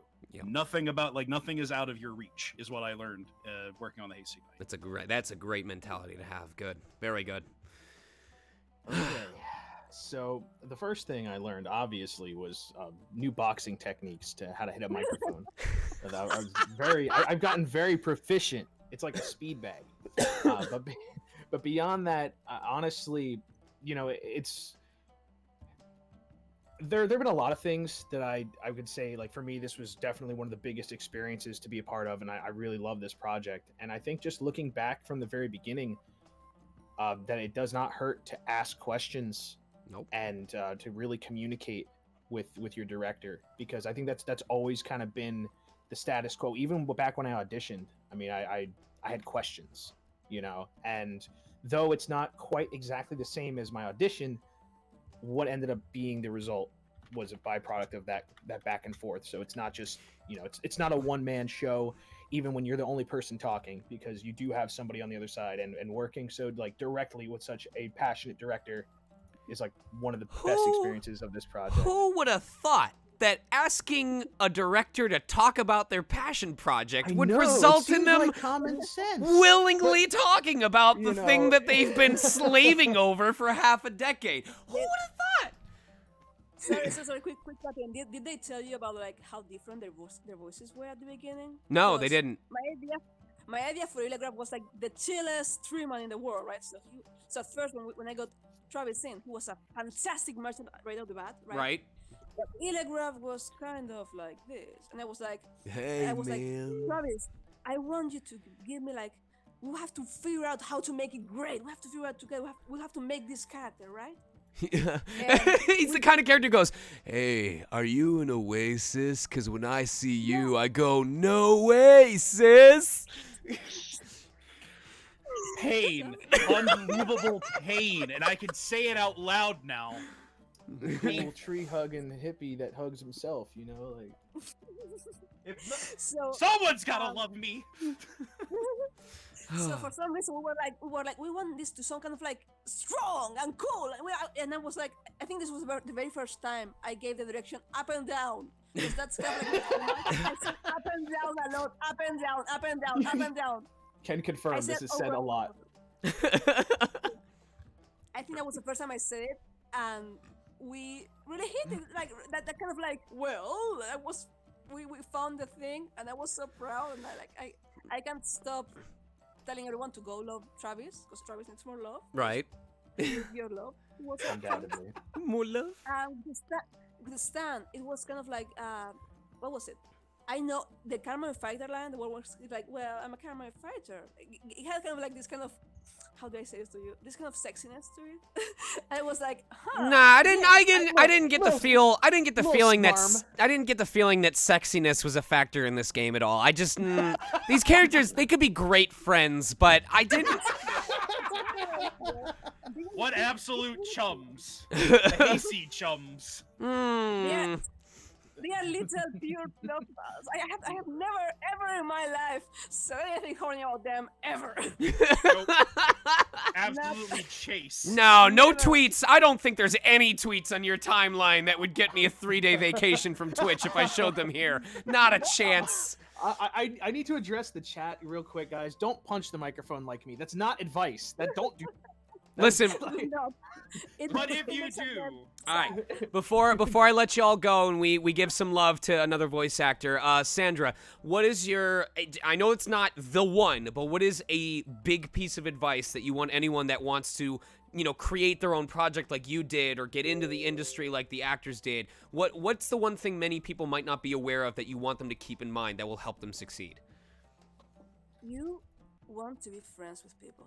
Like, I know how hard it is to look at others and think they're doing more than me. I can never be that good. I can never do this thing. And that's a lie. You don't want to be social climbing. Don't spend your life doing that. I started working at 17. Right out of high school, I started working on Game of Thrones. And I thought that I had to, just keep climbing, climb. Yeah. No, people in my Discord have heard me say multiple times, a lot of your opportunities don't come from impressing clients. It's very, very slow eventual payoff from developing friendships and associations with what really just boils down to people that are just as passionate as you are. I'm sure, Stan and Travis, you guys had cases where you saw the project and she reached out and was like, hey, I'd like you to voice this character. And I'm willing to bet, I have a solid hunch that you saw the character art and maybe little facets of the music or the game design, and you were like, I want to be a part of this. This looks fun as hell. Would I be right?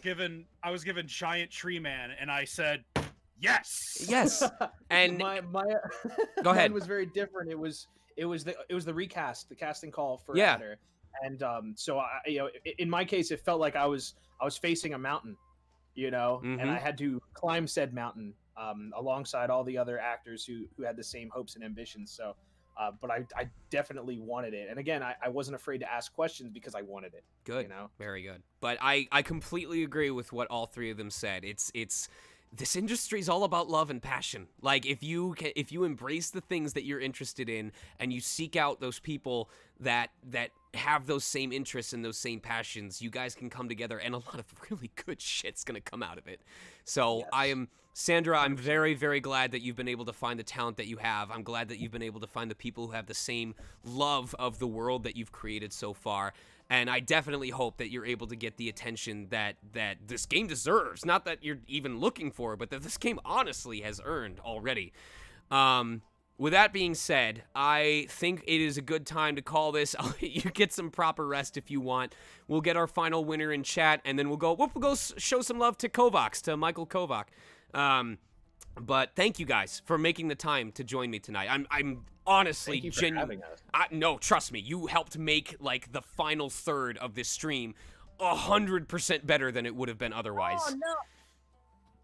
Did you all hear my emotional talk, or did I cut off? Yeah, you cut out on climbing, and there was just silence. Oh, I'm sorry. Oh no! All right, so what were you saying? What were you saying after climbing? Go ahead. You said keep climbing, keep climbing. I was giving this. No, I was just giving my emotional talk. I don't know where it cut off. No, I was just giving here a fucking monologue for like. Oh no! Oh no! All right. Well, with that being, go ahead. Be a nice person. Just be a nice person. People will notice. Just do your thing. Be nice. No, that's too hard. I'm gonna just charge like Adder did during the fight. That worked out real well. Get my neck snapped. That worked out super well. That worked out super well. 100% success. 100. This strategy works 100% of the time, 1% of the time. This sometimes always works. It sometimes maybe always results in a successful failure. All right, Thank you so guys. much for having us, by the way. Yes. Take care. Feel free to stick around if you want to. All I ask is that you write. If you didn't already write a proper introduction, please do so. The rules are the same across everybody. The introductions has the rules. I'll give you guys the same rules afterwards. Other than that, thank you. Please take care, and maybe we'll see if we have another future stream for this game. Who knows? Radical. All right. Until next time. Okay. Whew! What a stream. Oh my god.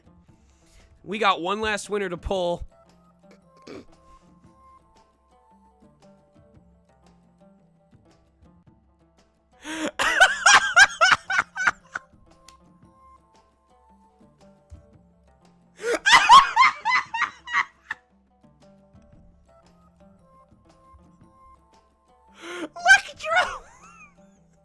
Electro, would you like a copy of the Hayseed?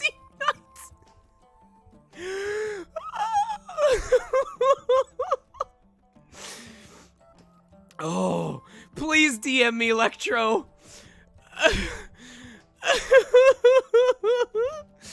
In the meantime, I now have to use... Excuse me. I now have to use the bathroom from how hard I'm laughing.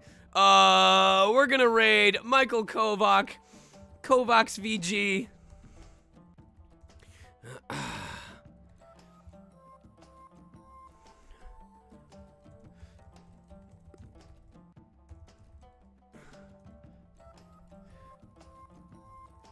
There is your raid phrase. And I hope to see you guys tomorrow afternoon for the finale of Doki Doki Literature Club. Yeah, pretty straightforward. But thank you guys so much for tuning in. I hope you enjoyed yourselves. This was a blast. And I'll reach out and see if you guys are interested in getting more Hayseed Night and my dulcet tone narration in the future. As always, be good to each other, be good to yourself, take care of yourself, wear your mask, stay safe, and I hope to see you tomorrow for Doki Doki Literature Club. Let's raid.